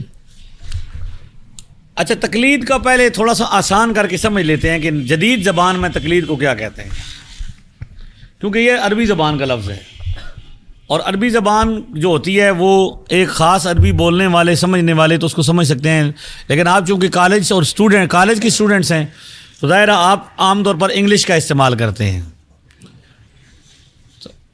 تقلید کا مطلب ہے کسی بندے کی ریسرچ پر عمل کرنا، کیا کہتے ہیں اس کو؟ تقلید کا مطلب کیا ہے کہ کسی ایک بندے کی ریسرچ پر جو اس فن میں ماہر ہو، جس فن کے بارے میں بات ہو رہی ہے، تو تقلید اس لیے ضروری ہے کہ تقلید یعنی کسی کی ریسرچ پر عمل کرنا کیوں ضروری ہے کہ یہ فطری بات ہے، اس کے بغیر چارہ ہی نہیں ہے۔ دین کو ایک طرف آپ سائڈ پہ رکھیں، دین کے معاملات کو، دنیا کے معاملے کو دیکھیں تو آپ کو یہ پتہ چلے گا کہ دنیا کی معاملات میں بھی کیا ہوتی ہے۔ آپ ڈاکٹر کے پاس جاتے ہیں، ڈاکٹر کو کہتے ہیں مجھے کل سے کیا ہے، بخار ہے، مجھے بھوک نہیں لگ رہی، میرے پیٹ میں درد ہے، تو ڈاکٹر آپ کو چیک کرتا ہے اور کیا کرتا ہے، میڈیسن لکھ کے دیتا ہے۔ تو آپ ڈاکٹر سے پہلے دلیلیں مانگتے ہیں کہ آپ پہلے ثابت کریں کسی میڈیکل کی کسی رول سے، کسی اس قاعدے سے کہ میں بیمار ہوں اور میرا بیمار ہونا کیا کریں، اور پھر یہ ثابت کریں کہ جو دوائیں آپ نے لکھی ہیں وہ میرے مرض کے لیے ٹھیک ہیں بھی، یا بحث کرتے ہیں۔ دنیا میں جتنے معاملات بھی ہیں، یہ اتنی بڑی ماشاءاللہ بڑی بلڈنگ بنی ہوئی ہے، تو جب آپ یہاں پہ اس بلڈنگ میں آپ نے کام کروایا ہوگا تو آپ نے کئی طرح کے ماہرین بلائے ہوں گے، انجینئر بلائے ہوں گے، کیا کہتے ہیں ایڈوکیٹس بلائے ہوں گے، وہ نقشہ جات جو بنانے والے ہوتے ہیں جی، ایڈوکیٹس کہتے ہیں۔ آپ نے ہر فن کا ایک ماہر بلایا ہوگا، اس سے دلیلیں مانگی ہیں یا اس کی بات کو مانا ہے؟ یہاں پہ ایک بندہ آتا ہے اور آپ کہتے ہیں کہ بجلی کا نظام بنانا ہے یا کوئی چیز خرابی ہے، تو وہ الیکٹریشین آ کے کہتا ہے کہ یہ چیز خرابی ہے، فلاں جگہ پہ آپ کے کیا ہے، فالٹ ہے، تو آپ اس فالٹ پر دلیل مانگتے ہیں؟ کیوں نہیں مانگتے؟ فطری بات یہ ہے کہ وہ اس فن کا کیا ہے، ماہر ہے، اور وہ اس فن کے بارے میں بخوبی جانتا ہے، اس نے ایک عمر لگا کر، ایک زندگی لگا کر اس فن میں کیا کی ہے۔ اور یہ دنیا کا معاملہ ہے کہ بندے 2 طرح کے ہوتے ہیں، یا تو وہ خود دلیل والے ہوتے ہیں، ان کے پاس اپنی کیا ہوتی ہے، دلیل ہوتی ہے، یا دلیل والے کے پیچھے چلنے والے ہوتے ہیں، ٹھیک ہے۔ تو دنیاوی معاملے میں بھی بغیر تقلید کے گزارا نہیں، کسی ایک ماہر کو فالو کیا جاتا ہے۔ آپ نے جتنی کتابیں پڑھی ہیں اس وقت، یہ 16ویں کلاس بنتی ہے آپ کی، ہاں، فرسٹ ایئر اور سیکنڈ ایئر، یعنی 11ویں اور 12ویں، تو 11 سال آپ کو ہو چکے ہیں اسکول جاتے ہوئے۔ کتنے سال؟ یہ 11واں سال ہے، کسی کو 12واں سال ہے، تو چلو 10 12 11 سال آپ اسکول گئے ہیں، آپ کو ٹیچر نے جو پڑھایا آپ نے اس پر دلیل مانگی ہے؟ کتاب سامنے رکھی ہے نا، وہ کتاب کو بنیاد بنا کر کیا کرتا ہے، آپ کو پڑھا رہا ہوتا ہے، اور کتاب بھی کس نے لکھی ہوتی ہے، انسان نے لکھی ہوتی ہے۔ تو آپ کیا کرتے ہیں، اس کو پڑھتے ہیں، سمجھتے ہیں، اس کو فالو کرتے ہیں کہ یہ کس نے لکھی ہے، ماہر نے لکھی ہے کسی فن کے۔ تو لہذا دین کے معاملے میں بھی یہی اللہ تعالیٰ نے فرمایا کہ 2 ہی طرح کے بندے ہیں، جو دین کی باریکیوں سے آگاہ ہیں، جنہوں نے اپنا پورا کیا کر دیا، ساری زندگی دین کے لیے وقف کر دی، اور وہ اس کے ماہر ہیں، اس لیے وہ اس سے مسئلہ پوچھ کے کیا کریں، فَاسْأَلُوا أَهْلَ الذِّكْرِ إِن كُنتُمْ لَا تَعْلَمُونَ۔ اللہ کا حکم ہے قرآن پاک میں، اگر تم نہیں جانتے تو اہل علم سے کیا کرو، پوچھ لو۔ تو یہاں پہ یہ بھی ہے دلیل بھی مانگو، پہلے سوال کرو، باقی سارے معاملے میں صرف سوال کرو اور جواب لو. دنیا کی سائنس کا سوال ہو، انگلش کا سوال ہو، میتھمیٹک کا سوال ہو، انجینئرنگ کا سوال ہو، میڈیکل کا سوال ہو، بس سوال کرو اور کیا کرو، جواب لو. لیکن دین کے معاملے میں کیا کرو، سوال بھی لو، سوال کرو، جواب مانگو، ساتھ میں کیا کرو. اور اگر اگلا بندہ تو آپ سے یہی پوچھ لے کسی مانگنے والے سے، آپ تو ماشاءاللہ سارے سمجھدار حضرات بیٹھے ہیں ویسے، کہ دلیل ہوتی کیا ہے، ڈیفینیشن کیا ہے دلیل کی، تو وہ بھی آتی نہیں. تو اس لیے مسئلہ یہ ہے کہ تقلید اس لیے ضروری ہے کہ دین کے معاملات میں اللہ تعالیٰ نے ایک نظام بنایا ہے. اللہ تعالیٰ نے نظام بنایا ہے. سورہ نساء کی آیت نمبر 83 میں اللہ تعالیٰ نے فرمایا ہے کہ تم میں سے کوئی ایسے بندے ہونے چاہیے. ٹھیک ہے جی، اس آیت کے اندر مفہوم یہ ہے کہ کچھ بندے ایسے ہونے چاہیے دین کے اندر جو دین کی ماہر مہارت حاصل کرے. کیا کریں؟ دین کی مہارت حاصل کریں. اس مہارت پر کیا کریں، اس مہارت کو لوگوں تک پہنچائیں اور باقی ان کو کیا کریں، ان کو فالو کریں. تو ہوا یہ ہے کہ بھائی امت مسلمہ میں تقلید کی ضرورت کیوں پیش آئی، تقلید کی ضرورت کیوں پیش آئی کہ جو آج حالات بنائے جا رہے ہیں نا، اس وقت بھی تھے کہ ہر بندہ کیا کرتا تھا، خود صاحب دلیل ہو گیا تھا. احادیث کیا تھیں، کثرت کے حساب سے کیا تھیں، ہر بندے کے پاس موجود تھی. ہر بندہ کہتا تھا کہ میری کیا ہے، حدیث ہے. جیسے اب یہ 6 کتابیں پڑھی ہیں نا، اگر ان 6 کتابوں کے مطابق بندہ عمل کرنا چاہے یا حدیث کی ساری کتابیں بھی اپنے سامنے رکھ لیں، تو ایک وقت میں ایک حدیث کے اندر آتا ہے کہ یہ کام کرنا ہے، اور اگلی ہی حدیث میں آتا ہے کہ نہیں کرنا، اس سے اگلی حدیث میں پھر آتا ہے کہ کرنا ہے، پھر آتا ہے کہ. عام آدمی کیسے فیصلہ کرتا ہے کہ کرنا ہے یا؟ اس کے لیے کیا چاہیے، ماہر چاہیے کہ جو فیصلہ کرے گا علم کی روشنی میں، تحقیق کی روشنی میں، کہ اس مسئلے کا فیصلہ. تو جب وہ دور تھا 100 ہجری تھی، 120 ہجری یہ دور تھا، اس وقت کیا ہوا، یہی فتنہ اٹھا کے اسلام میں مسلمانوں کو فرقے بنانے کے لیے، افتراق ڈالنے کے لیے کیا کیا جائے، ایک فتنہ اٹھایا جائے. تو اس وقت کیا کیا، جن مسئلوں میں اختلاف تھا دونوں طرف دلیلیں تھیں، لوگوں نے ہر بندے نے اپنا عمل شروع کر دیا، لہذا کیا ہو گیا، فتنے کا دروازہ کھول گیا. تو اس وقت اللہ تعالیٰ نے امام اعظم ابو حنیفہ کو یہ توفیق دی کہ انہوں نے پورا دین کیا کیا، دلائل کے ساتھ جمع کیا اور ایک پوری ٹیم مقرر کی، ایک ٹیم بنائی، اس میں ہر فن کا ماہر اپنے ساتھ جمع کیا اور مسائلوں کو باقاعدہ لکھا. امام جعفر الصادق کے وہ شاگرد ہیں، لیکن امام جعفر صادق نے باقاعدہ یہ کام نہیں کیا، کیوں، ان کے زمانے میں ضرورت نہیں تھی. جب ضرورت پڑتی ہے تو تب وہ کام ہو جاتا ہے. آج بھی بہت سے ایسے کام ہیں جو اس زمانے میں نہیں ہوئے، لیکن اب ان کی ضرورت ہے تو ہم کیا کر رہے ہیں. تو اس زمانے میں ضرورت پڑی کہ یار یہ سارے، ہر بندہ اپنا موقف لیے پھرتا ہے اور ہر بندہ محدث بنا پھرتا ہے، جس طرح آج بندے محدث بنانے کی کوشش کی جا رہی ہے. ہمارے جیل والے بھائی کہتے ہیں کہ وہ جناب ہر بندہ اپنی دلیل پر عمل کرے. تو میں کہتا ہوں کہ دلیل کیا، وہ حدیث ہے. تو اب پوچھو نا بھائی حدیث ہوتی کیا ہے. گھر گھر محدث تو پیدا ہو گئے ہیں، لیکن ان محدثین سے جب پوچھا جائے بھائی حدیث کا مطلب کیا ہوتا ہے تو انہیں پتہ. ایک بندے نے مجھ سے کہا، لڑکے نے، کہ بھائی حدیث ضعیف ہے جو آپ پیش کریں. میں نے کہا ضعیف کی ڈیفینیشن کیا ہے، تو کوئی نہیں پتا. ٹھیک ہے، تو یہ حالت تو نہیں ہونی چاہیے. تو جن مسئلوں میں اختلاف تھا اس میں یہ فیصلہ کیا گیا کہ ماہرین کیا کریں گے، مل بیٹھ کے ان کو کیا کریں گے، ان کا فائنل حل پیش کریں گے. تو امت کے سامنے 4 لوگوں نے اپنی اپنی ریسرچ پیش کی. کن لوگوں نے؟ امام اعظم ابو حنیفہ 80 ہجری میں پیدا ہوئے ہیں اور 150 ہجری میں فوت ہو گئے ہیں. امام شافعی، امام مالک، امام احمد بن حنبل. ٹھیک ہے، امام ابو حنیفہ کے بعد امام مالک، پھر امام شافعی اور پھر احمد بن حنبل رضی اللہ تعالیٰ عنہ اجمعین رحمۃ اللہ. ان 4 لوگوں نے اپنی تحقیق دنیا کے سامنے ریسرچ پیش کی، اور چاروں کی تحقیق پر، ریسرچ پر عمل ہوتا ہے. اور سب سے زیادہ جس ریسرچ پر عمل ہوتا ہے وہ ریسرچ ہے امام اعظم ابو حنیفہ کی. لہذا اس لحاظ سے ہم کس ریسرچ پر عمل کرتے ہیں؟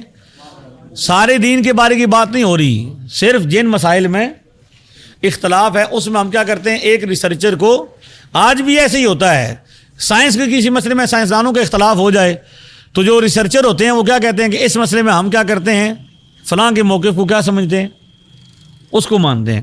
تو یہ فطری ضرورت تھی، اس کو پورا کیا گیا. اب ایک بندہ، اللہ تعالیٰ نے یہ نہیں کہا کہ ہر بندہ تقلید کرے، شریعت میں یہ بھی نہیں کہ ہر بندہ کیا کرے، جو بندہ تقلید نہیں کرنا چاہتا وہ میدان میں آ جائے، یا ابو حنیفہ بنے یا ابو حنیفہ کے پیچھے چلے. ٹھیک ہے نا. اب بھی کوئی بندہ مجتہد بننا چاہے اور اس درجے پر پہنچنا چاہے محنت کر کے تو پہنچے نا, ہم نے کب روکا ہے.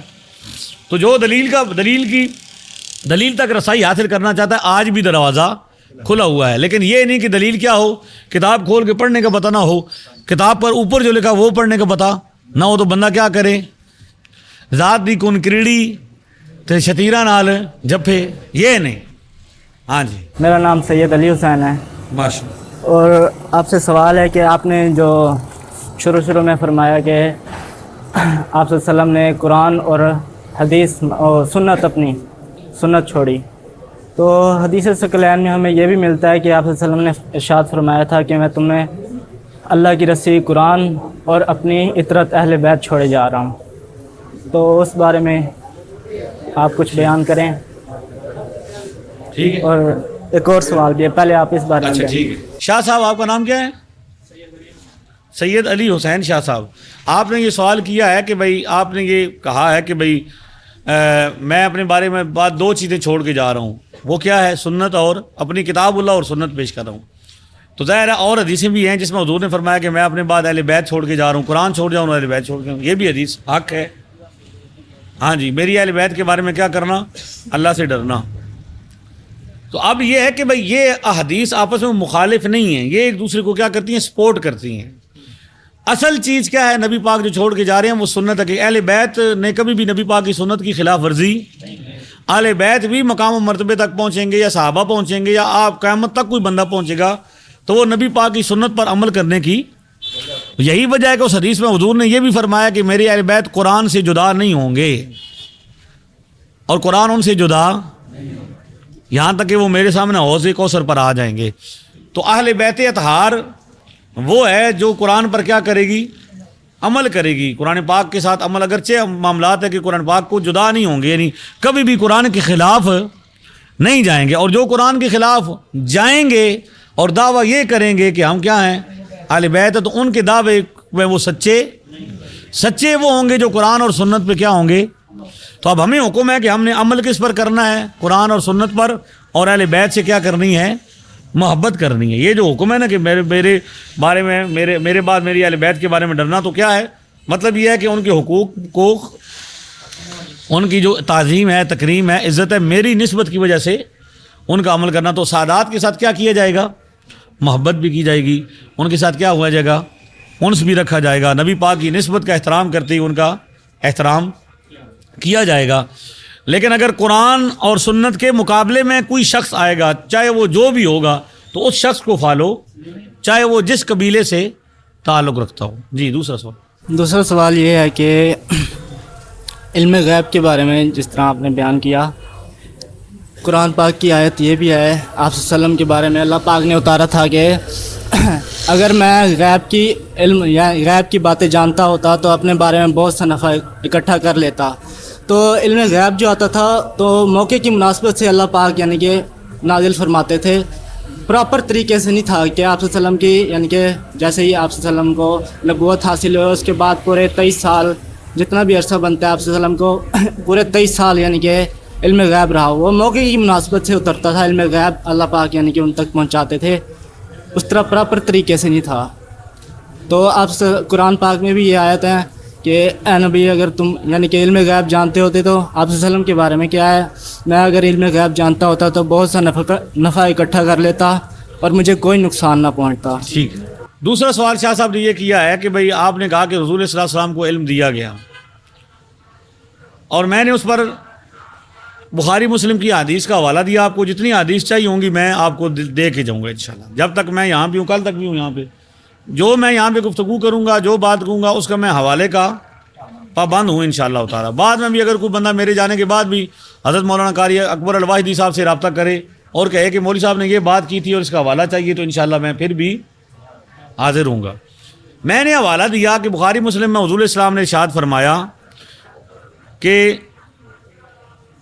جو کچھ صحابہ نے کہا کہ حضور نے جو کچھ ہونے والا تھا منبر پر تشریف فرما ہوئے, اور قیامت ابتدا سے لے کر دنیا کے پیدا ہونے سے لے کر دنیا کے ختم ہونے تک سب کچھ بیان کریے, یہاں تک کہ جنتی جانے میں جہنمی کے جہنمی جانے کو کیا کر دیا, بیان کر دیا. اس کا مطلب یہ ہے کہ جو ہو چکا ہے اور جو ہوگا وہ اللہ تعالیٰ نے اپنے محبوب کو عطا فرما دیا۔ میں نے یہ پہلے وضاحت کر دی کہ نبی کریم علیہ السلام کے علم کا مقابلہ اللہ کے علم کے ساتھ کرانا یہ کسی مسلمان کا وتیرہ یا عقیدہ نہیں ہے۔ اللہ کے علم کی تو بات، اس کی تو مثال نہیں دی جا سکتی، اس کے ساتھ مقابلہ نہیں کرایا جا سکتا۔ اب آپ نے فرمایا کہ بھئی آیت کریمہ کا پڑھا آپ نے، آیت کریمہ یہ ہے کہ بھئی اس آیت کریمہ کے بارے میں انہوں نے یہ بھی دعویٰ کیا گیا کہ بھئی یہ برسر ممبر نہیں پڑھی جا سکتی، تو ہم نے الحمدللہ جیل میں برسر ممبر بھی پڑھی، اس کا ترجمہ بھی کیا۔ وہ آیت کیا ہے کہ محبوب آپ فرما دیجئے، اس کا مفہوم یہ ہے، ٹائم مختصر ہے میں جلدی جلدی بات ختم کروں گا۔ قل لا املک لنفسی ضرا ولا نفعا، محبوب آپ فرما دیجئے کہ میں اپنے نفع نقصان کا مالک الا ما شاء اللہ، مگر جو اللہ چاہے۔ آیت میں اللہ تعالیٰ نے اس بات کی ساتھ ہی وضاحت دی، آپ توجہ سے سنیں گے نا، اس کو ابھی فی الحال بند کر دیں، بعد میں انشاءاللہ آپ جتنی دلیلیں دیں گے، آپ سوال 10 کریں گے میں پھر بھی یہاں پہ ہوں، لیکن جب آپ بات توجہ سے سنیں گے تو انشاءاللہ آپ کو سمجھ بھی آئے گی ماشاءاللہ۔ آپ نے فرمایا کہ اس آیت میں یہ فرمایا جا رہا ہے کہ میں اپنی جان کا نفع نقصان کا مالک نہیں ہوں، تو جو جنت کی خوشخبریاں سناتے ہیں، جو کیا کرتے ہیں، کسی کی آنکھ ٹھیک کرتے ہیں، کسی کے بازو ٹھیک کرتے ہیں، کسی کی کیا کرتے ہیں آنکھیں روشن کرتے ہیں، یہ نفع نقصان نہیں ہے۔ حضور کو تو اللہ تعالیٰ نے اپنے نفع نقصان کا، دوسروں کے نفع نقصان کا بھی مالک بنایا ہے حدیث کے مطابق۔ پھر اس آیت کریمہ کا مطلب کیا ہے؟ قرآن بھی حق ہے، نبی پاک کا فرمان بھی، دونوں کے درمیان تعارض نہیں ہو سکتا، ٹکراؤ نہیں ہو سکتا کہ قرآن کچھ کہتا ہے اور حدیث ایسا تو نہیں نہ ہو سکتا۔ تو سمجھنا پڑے گا کہ جہاں پہ یہ فرمایا جا رہا ہے کہ میں اپنے نفع نقصان کا مالک نہیں ہوں الا ماشاء اللہ، اللہ کے چاہے بغیر، تو کس مسلمان نے آج تک دعویٰ کیا کہ اللہ نہ بھی چاہیں تو حضور نفع نقصان کے مالک ہیں؟ کسی مسلمان کا نہیں ہے۔ ہم یہی کہتے ہیں کہ اللہ چاہتا ہے، اللہ کے چاہے بغیر تو ایک ذرہ برابر بھی اپنی جگہ سے حرکت نہیں کر سکتا۔ تو لہذا اللہ تعالیٰ نے کیا کیا، نفع نقصان کا بھی حضور کو مالک بنایا۔ آگے فرمایا وَلَوْ كُنْتُ أَعْلَمُ الْغَيْبَ لَاسْتَكْثَرْتُ مِنَ الْخَيْرِ، اگر میں کیا کرتا، علم غیب جانتا ہوتا تو میں کیا کر لیتا، ساریاں بلائیاں جمع کر لیتے۔ اب یہ بتائیں، اور مجھے کوئی نقصان بھی نہ ہوتا۔ اب یہ بتائیں کہ نفع نقصان اور خیر کثیر، ٹھیک ہے، بلائیاں تمام جہان کی، اور جسے آپ نقصان کہتے ہیں، تکلیف کہتے ہیں، وہ ہے جو ہمارے نزدیک ہے یا قرآن و سنت کے نزدیک ہے؟ اس کی ڈیفینیشن کون سی ہوگی؟ قرآن کے مطابق جو خیر ہے وہ خیر ہے، قرآن کے مطابق جو نفع ہے، ہم تو بہت ساری چیزوں کو نفع سمجھتے ہیں لیکن قرآن کے مطابق وہ نفع۔ اب سوال یہ ہے کہ شاہ صاحب یہ بتائیں کہ قرآن کریم کے مطابق جو خیر ہے وہ کیا ہے؟ خیر کثیر ہے، محبوب کریم کو حاصل ہے یا نہیں ہے؟ انا آتیناک الکوثر، ساری کثرتیں پاتے یہ ہیں، ٹھیک ہے۔ تو قرآن تو خود کہہ رہا ہے کہ محبوب آپ کیا ہیں، آپ کو خیر کثیر ملا ہے، بلکہ حد تو یہ ہے کہ وَمَن يُؤْتَ الْحِكْمَةَ فَقَدْ أُوتِيَ خَيْرًا كَثِيرًا، جسے حکمت مل گئی وہ اسے کیا ملا؟ خیر، اور جو حکمت اور علم کا تاجدار اور بادشاہ ہے۔ اس کا مطلب یہ ہے کہ قرآن کریم کے مطابق جسے خیر کہتے ہیں، جسے خیر کثیر کہتے ہیں، وہ پیغمبر کرامی صلی اللہ علیہ وسلم کو حاصل ہے، اور جسے نفع نقصان کہتے ہیں، تکلیف ہے، کہ اللہ تعالیٰ فرماتا ہے کہ انا کفیناک المستہزئین، محبوب ہم آپ کو کیا کریں گے، آپ کے دشمنوں کو ہم کافی ہیں، اور ہم آپ کو کیا کریں گے، ہم آپ کی حفاظت کرنے والے، ہم آپ کو کیا کریں گے۔ تو قرآن کی نظر میں جو نقصان اور تکلیف ہے، یہ کو نہیں ہوتا کہ وہ کسی بندے تیر لگ جائے تو نقصان ہو جاتا ہے، یہ نہیں نقصان۔ جسے نقصان کہتے ہیں، اللہ نے اس نقصان سے بھی اپنے محبوب کو دور رکھا اور خیر کثیر بھی عطا فرمایا۔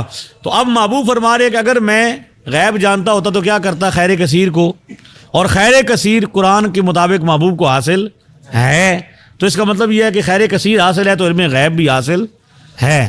تو یہ آیت کریمہ تو بطور خود اس بات کی گواہی ہے، شہادت ہے کہ حضور علم غیب بھی جانتے ہیں اور نفع نقصان کے بھی مالک ہیں، کیونکہ الا ما شاء اللہ جو کہہ دیا، اگر الا ما شاء اللہ نہ ہوتا نا، پھر یہ مفہوم بن سکتا تھا کہ حضور تو فرما رہے ہیں کہ مجھے نہیں، پھر بھی ہم اس کا جواب یہ دیتے کہ حضور ذاتی کا انکار کر رہے ہیں کہ میں خود سے کچھ نہیں کرتا، ورنہ آپ کا یہ عقیدہ ہے کہ حضور سب سے افضل ہیں انبیاء میں، عقیدہ ہے کہ نہیں؟ بولیے نا، مائک میں بولیے، آپ کا عقیدہ ہے کہ حضور سب سے اعلیٰ ہیں اور حضور سے کسی کو فضیلت نہیں دی گئی، لیکن میں بخاری میں مسلم میں آپ کو حدیث دکھاتا ہوں، کتاب الفضائل میں مسلم میں ہے کہ مجھے یونس علیہ السلام سے بھی افضل مت کہو، مجھے یوسف علیہ السلام سے بھی افضل. حضور تو فرما رہے ہیں صحابہ کرام کو، تو اس کا جواب کیا دے کہ حضور بطور حاجی کہہ رہے ہیں. یہ کیا ہے؟ انکساری کا اظہار ہے. جو رب فرماتا ہے تلک الرسل فضلنا بعضهم علی بعض، سب سے اولا ہو اعلیٰ. تو لہٰذا نبی پاک صلی اللہ علیہ وسلم کی جو نفی ہے، میں نے پہلے کہا کہ جن میں نفی ہے ان کو بھی سامنے رکھیں، جن میں اثبات ہے ان کو بھی سامنے رکھیں، تو آپ کو پتہ چل جائے گا کہ جہاں منع ہے وہ ذاتی منع ہے.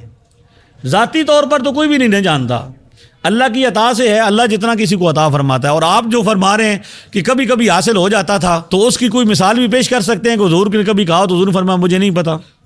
ہم تو جہاں بھی پڑھتے ہیں جو پوچھا گیا حضور بتاتے رہے، تو اس کی حد بندی تو نہیں ہو سکتی.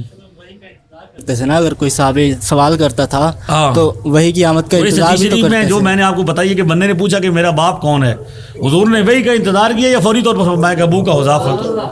یا جس بندے نے کہا کہ میں جہنمی ہوں تو وہ منافق تھا، حضور فرمایا تو جہنمی ہے، وہی کا انتظار کیا یا فوری طور پر فرمایا.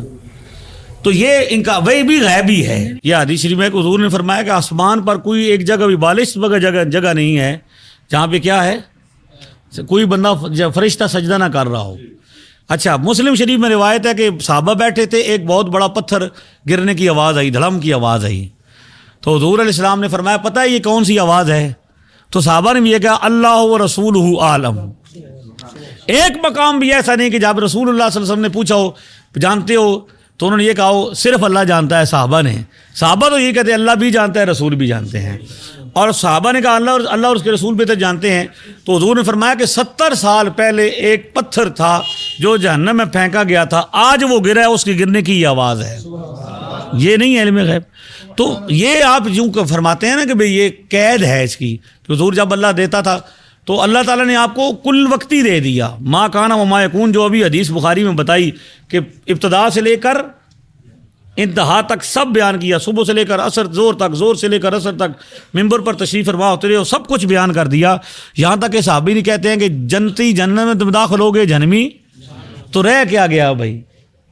ٹھیک ہے، تو یہ حد بندی ہم نہیں کر سکتے. ٹھیک ہو گیا؟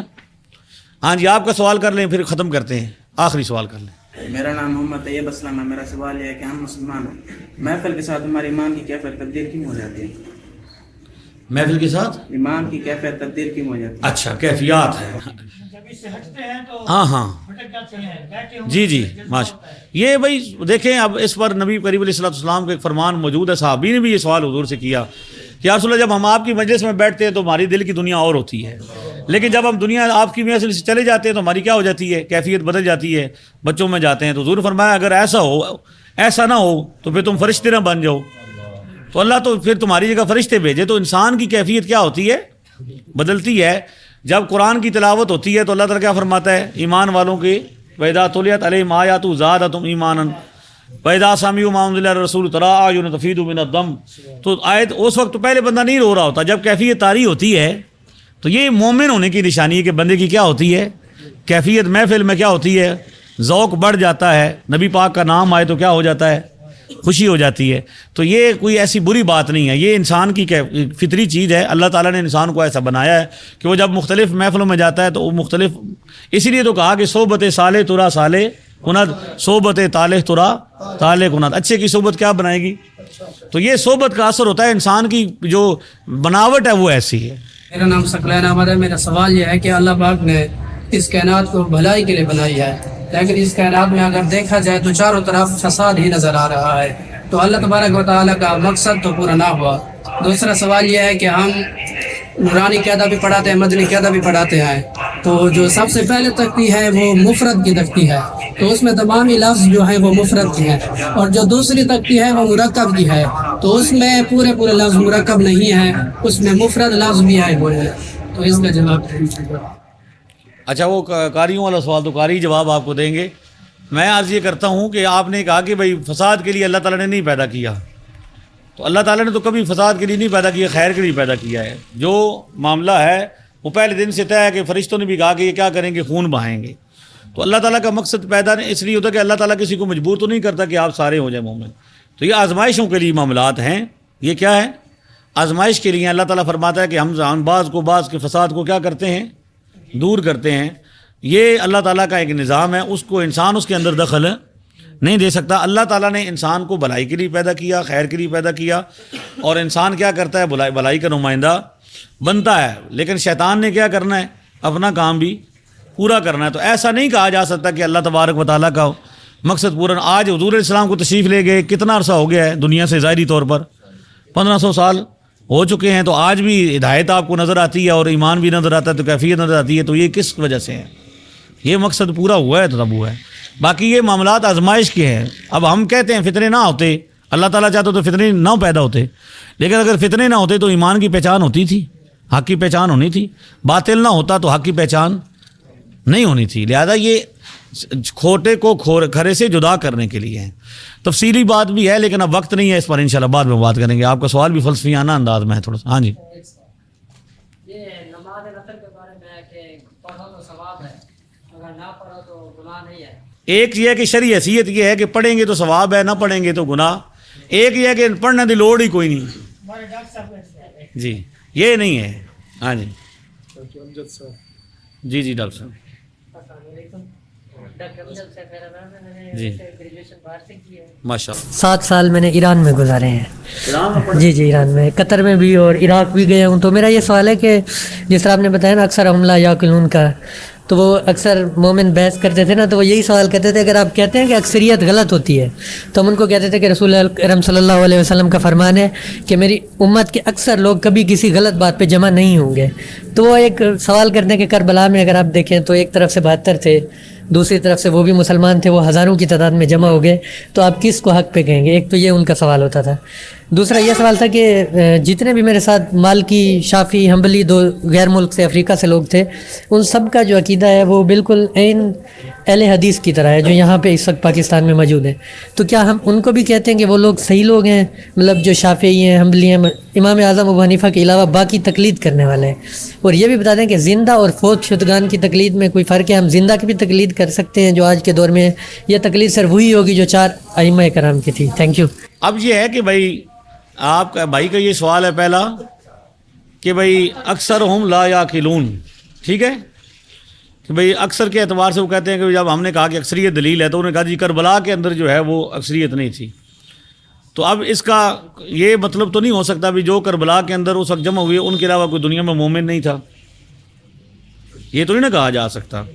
اور یہ بھی نہیں کہا جا سکتا کہ کربلا کا جو معاملہ ہے وہ جو شریک نہیں ہوئے اس وقت اس زمانے میں بھی ان کے اپنے بھی, تو ان کو کسی نے کہا ہوگا کہ یہ مسلمان ہی نہیں ہے.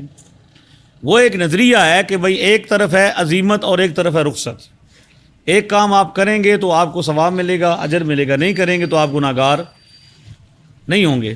ہمارے نزدیک کربلا جو ہے, اگر ہم یہ کہیں گے کربلا کے اندر جانا یہاں کی علامت ہے, جو صحابہ کرام کربلا میں تشریف نہیں لے کے گئے ان میں خود اپنے رشتہ دار بھی ہیں اہل بیت کے, تو کیا ہم ان کو تکفیر کریں گے, ان کو کافر کہیں گے؟ تو ایسا درست نہیں ہے. یہ ایک کیا ہے, عزیمت تھی جو انہوں نے اختیار کی, ٹھیک ہے. اور جو نہیں تشریف لے کے گئے ان کا بھی اپنا ایک موقف تھا, وہ ساری کتابوں کے اندر موجود ہے کہ بھائی اس وقت یہ حالات ایسے نہیں ہیں, وہ کوفے والے بے وفا ہیں, وہ آپ کو بلا کے کیا کریں گے, تو ان کے تو لہٰذا یہ نہیں ہے کہ اکثریت نہیں, تو اکثریت اس وقت بھی اسی طرح کی تھی.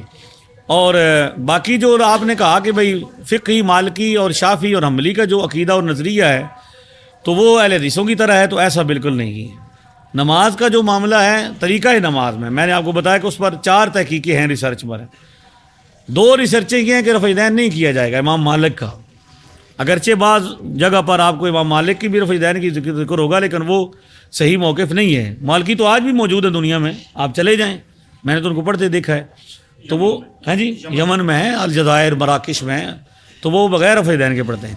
تو نماز کا طریقے میں جو اجتہادی چیزیں ہیں ان میں تو ہم کہتے ہیں کہ 4 موقف ہیں اور چاروں کے پیچھے چلا جائے گا. یہ 4 ریسرچیں ہیں, لہذا جو ہے وہ ان کے پیچھے چلا جائے گا. تو یہ مطلب نہیں ہے کہ عقائد نہیں ہے. شافی آج بھی آپ کو میلاد مناتے نظر آئیں گے, یمن میں بھی ہیں شافی, بلکہ ابھی آپ نیٹ پہ سرچ کریں گے الحبیب عمر جفری یا الحبیب حفیظ بن عمر حفیظ ہیں, یہ بہت بڑے 2 شیخ ہیں جو انڈونیشیا کے صدر بھی ان کا مرید ہے, اور وہ ہر سال میلاد منانے کے لیے ملیشیا, انڈونیشیا آتے ہیں. تو وہاں پہ یمن میں ہوتا ہے وہ شافی ہیں, ہاتھ اوپر مان کے نماز پڑھیں گے, لیکن میلاد مناتے ہیں, مزارات ہوں گے. ادھر فلسطین میں جو امام نماز پڑھاتا ہے مسجد اقصی میں وہ شافی ہے. شام میں ہمارے ذاتی طور پر رابطے موجود ہیں, وہ سارے ہماری طرح عقائد والے ہیں. ایسا نہیں ہے کہ ان کے عقائد, بلکہ انہوں نے ان کی کتابیں موجود ہیں. اگر آپ کہیں گے تو میں آپ کی تحریرات بھی پیش کر دوں گا جس میں انہوں نے اس بات کی نفی کی ہے کہ یہ جو کسی مسلک کو فالو نہ کرنا ہے, کسی مذہب کو, چاروں میں سے ایک فقہی مذہب کو, یہ گمراہی ہے. اور اب آپ کا تیسرا سوال کا جواب یہ ہے کہ آپ نے کہا کہ بھائی زندہ بندہ جو ہے, تو اصل میں زندہ بندے کی ریسرچ تقلید نہیں ہے کہ شخص ہی اس کو کہہ رہے ہیں کہ بھائی بندہ جب تک زندہ ہے تقلید کریں گے. انہوں نے ایک ریسرچ پیش کی ہے 4 لوگوں نے, ٹھیک ہے, اور مسلمانوں نے اس پر اتفاق کر لیا کہ یہ 4 چیزوں ریسرچوں کے پیچھے کیا ہو جائے. اب کوئی بندہ ان جیسی, ان سے بہتر کوئی ریسرچ پیش کرے تو مقابلے میں آ جائے, ایسا ہی ہے نا جی. اس سے بہتر ریسرچ اور جیسی بھی کوئی نہیں لا سکتا بندہ.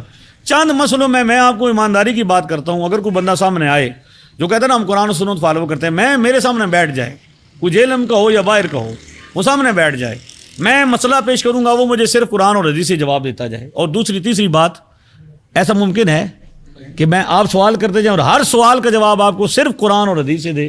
تو ایسا ممکن, تو کیا کرنا پڑے گا؟ ریسرچ کرنی پڑے گی, اجتہاد کرنا پڑے گا. لہذا اجتہاد کا میں نے پہلے بھی کہا کہ انہوں نے کہا کہ یا تو بندہ مجتہد بنے یا ایک مجتہد کو کیا کرے, فالو کر لے. پوری دنیا کے مسلمانوں نے اتفاق کر لیا, اور یہ بھی بہت بڑی حجت اور دلیل ہے کہ کثیر مسلمانوں نے کیا کر لیا, یا حنبلی بننا یا شافعی بننا یا حنفی بننا قبول کر لیا ہے. تو اب یہ بھی ایک دلیل حجت ہے کہ حضور نے فرمایا میری امت گمراہی پر جمع نہیں ہوگی. لیکن اب بھی کوئی چاہتا ہے کہ میں ریسرچ پیش کروں تو وہ میدان میں تو آئے نا. تو ان جیسی ریسرچ پیش کرنا, ان جیسا کام کرنا عملی طور پر ممکن نہیں رہا, کیونکہ نہ وہ زمانے رہے, نہ وہ قربتیں نہیں کہ جو دلائل کی جو تنقید تھی وہ ہو جاتی. لہذا عملی طور پر ممکن بھی نہیں ہے. تو پھر قباحت کیا ہے کہ ایک بندہ جو ہے وہ ایک ریسرچ پہ پیچھے عمل کرتا ہے, اس کو پیچھے چلنے میں فرق ہے, پھر بھی تو کرنا کیا پڑے گا. یہ بھی تو ایک ریسرچ ہے نا جو کتابیں پڑھی ہوئی ہیں. امام بخاری کو کتنی حدیثیں یاد تھیں؟ 6 لاکھ. اور 6 لاکھ میں سے بخاری میں کتنی درج کی؟ 70 نہیں ہے, 7,000 بھی نہیں ہے, اور اس میں بھی ڈبل نکالیں تو 3500 تک بات رہ جاتی ہے. تو جو باقی لاکھوں کے حساب سے حدیثیں تھیں وہ حدیثیں نہیں تھیں, وہ دین نہیں تھا, وہ کدھر گیا, وہ کتابوں کے اندر نہیں آیا. تو یہ بھی ایک ریسرچ ہے کہ انہوں نے اجتہاد کیا کہ میرے نزدیک حدیث صحیح یہ ہے. مسلم نے کہا نہیں میرے نزدیک صحیح حدیث یہ ہے. ترمذی نے کہا نہیں میرے نزدیک یہ ہے. ابن ماجہ نے کہا میرے نزدیک. یہ بھی تو ایک ریسرچیں ہیں نا جو دنیا اس کو دیکھ رہی ہے. تو لہذا یا تو کیا کریں, دنیا کو جو چل رہا ہے اچھے طریقے سے نظام مسلمانوں کا, اس کو کیا کریں, چلنے دیں. اس کے مقابلے میں اپنی الگ مسجد بنانے کی ضرورت نہیں ہے, اتحاد کو توڑنا ہوگا. ٹھیک ہے جی. مجاہد رسول صاحب آپ کر چکے ہیں. اچھا بھول گئے تھے.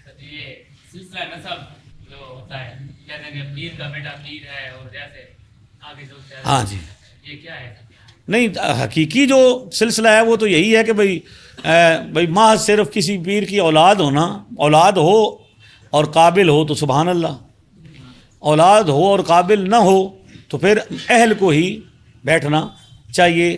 ہمارا خانقاہی نظام برباد ہی اس لیے ہوا ہے, اور ہمارے مسلمانوں میں پریشانی ہوئی کہ خانقاہی نظام کے اندر کیا ہو گئی, کمزوریاں آئی ہیں.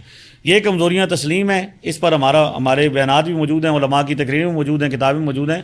صرف نسب ضروری نہیں ہے, بلکہ کیا ہو جو شرائط اعلیٰ حضرت نے ذکر کی ہیں وہی شارک ہو, وہ چاہے جس میں بھی ہو تو وہ کیا ہو. آستانہ ہونا بھی ضروری, بھائی بڑوں کے مزارات ہوں گے تو تب بھی آپ پیر بن سکیں گے. آپ اہلیت پیدا کریں تو آپ بیعت کرنا شروع کر دیں, آپ لوگوں کی اصلاح کریں. جی مجاہد رسول صاحب کا سوال آخری ہونا چاہیے. پہلی بات تو یہ ہے کہ ڈاکٹر صاحب فرما رہے تھے کہ میں ایران میں رہا ہوں, اور کون سے شہر کا بتا رہے تھے کہ وہاں پہ میں رہا ہوں, تو ان کے جو عقیدے کی بات ہو رہی ہے. جیسے قبلہ مفتی صاحب فرما رہے ہیں میں 12 سال سعودیہ میں رہا ہوں, اور ابھی بھی میرے جو کنٹیکٹ وغیرہ ہیں وہ مصر, شام, یمن یعنی کہ عرب کنٹریز کے ساتھ لوگوں کے ساتھ ہیں, اردن ہو گیا, تیونس, جتنا بھی ہے. پہلی بات تو یہ ہے کہ وہاں کے لوگوں کے عقائد جو ہیں بالکل پاکستان یعنی بر صغیر کے جتنا اہل سنت کے عقائد ہیں, سواد اعظم اہل سنت کے سیم عقائد ہیں ہر حوالے سے. یہ تو بالکل ایک غلط یعنی کہ مس انڈرسٹینڈنگ ہے کہ ہم لوگ کہہ دیتے ہیں کہ جو سعودیہ کے لوگ ہیں یا شافی ہیں یا مالکی ہیں یا حنبلی ہیں ان کا عقیدہ اور پاکستان کے یا برصغیر کے اہل حدیثوں کا عقیدہ سیم ہے. پہلی بات تو یہ کہ آپ لوگ یہاں پہ اسٹوڈنٹ بیٹھے ہیں, کم سے کم آپ کو یہ چاہیے کہ آپ لوگ اگر ریسرچ کرنا چاہتے ہیں تو ہم فرے کے جو انکشافات ہیں گوگل پہ بھی موجود ہیں, آپ ان کو پڑھیں, آپ کو پتہ چل جائے گا کہ اہل سنت کیسے ڈیوائڈ ہوئی, یعنی اس سے کتنا گروپ بنے. پہلی بات تو یہ کہ فرقہ جو ہم کہتے ہیں اس کا مطلب ہوتا ہے گروپ, اور گروپ کی ڈیفینیشن جو ہے یہ ہے کہ مور دین 2 people از کالڈ گروپ, یعنی 2 بندوں کا بھی گروپ نہیں ہوتا. تو ڈاکٹر صاحب نے جو بات کی وہ بالکل مس انڈرسٹینڈنگ والی بات ہے. دوسری بات یہ ہے کہ یہ سید علی حسن شاہ صاحب سوال کر رہے تھے کہ علم غیب کے حوالے سے. پہلی بات تو یہ کہ ہم بینگ اے مسلم یہ سوچیں کہ ہم اعتراض کس ہستی پہ کر رہے ہیں. جب قرآن مجید میں سب چیزوں کا حکم ہے تو پھر ہم اس میں علم بھی ہے, خشکی تری سب چیزوں کا ذکر ہے, پھر ہم آقا کریم علیہ السلام کی ذات اقدس پہ کس طریقے سے اعتراض کرتے ہیں. ہمیں ہمارا حق یہ بنتا ہے یا ہمیں یہ کرنا چاہیے کم سے کم, جیسے قرآن مجید نے کہا ہے کہ اگر تمہیں علم نہیں ہے تو اہل علم سے پوچھ لو. جب پوچھ لو تو اس کا مطلب یہ نہیں ہے کہ آپ لوگ مطلب پھر اس پہ دلیلیں مانگتے رہیں. تو میرا سوال ایک یہ تھا, جیسے پہلے ایک لڑکی نے سوال کیا, وہ سوال یہ ہے, حالانکہ بہت سی چیزیں میں نے ڈسکس کرنی ہے قبلہ صاحب کے ساتھ انشاءاللہ. اس کا سوال جو تھا جو میں نے سمجھا ہے اس کا سوال یہ تھا کہ بیسکلی وہ دیگ کے حوالے سے جو بات کر وہ منت کے حوالے سے بات کر رہا تھا, کیونکہ ہمارے لوگوں کو منت کا جو شرعی مسئلہ ہے وہ نہیں ہے. تو قبلہ صاحب ایک منت کے بارے میں ہماری رہنمائی فرما دیں, اور دوسرا رفع یدین نماز کے بارے میں یہ مختصر آپ بیان فرما دیں تاکہ ہم لوگوں کی تو یعنی کہ وہ ہو جائے گی. تھینک یو, اللہ تعالیٰ آپ کو سلامت رکھے. والسلام. آپ کا بہت شکریہ, آپ تشریف رکھتے ہیں. سوال کرنے میں کوئی حرج نہیں ہے, سوال آپ کر سکتے ہیں سیدھی نکلی. اور میں یہ نہیں کہ بھئی یہ مجلس لگی ہے محفل لگی ہے تو ہم موجود ہیں, بعد میں کوئی بندہ اکیلے میں بیٹھ کر مزید کوئی اپنا کرنا چاہیے, کیونکہ محفل کا ایک خاص اس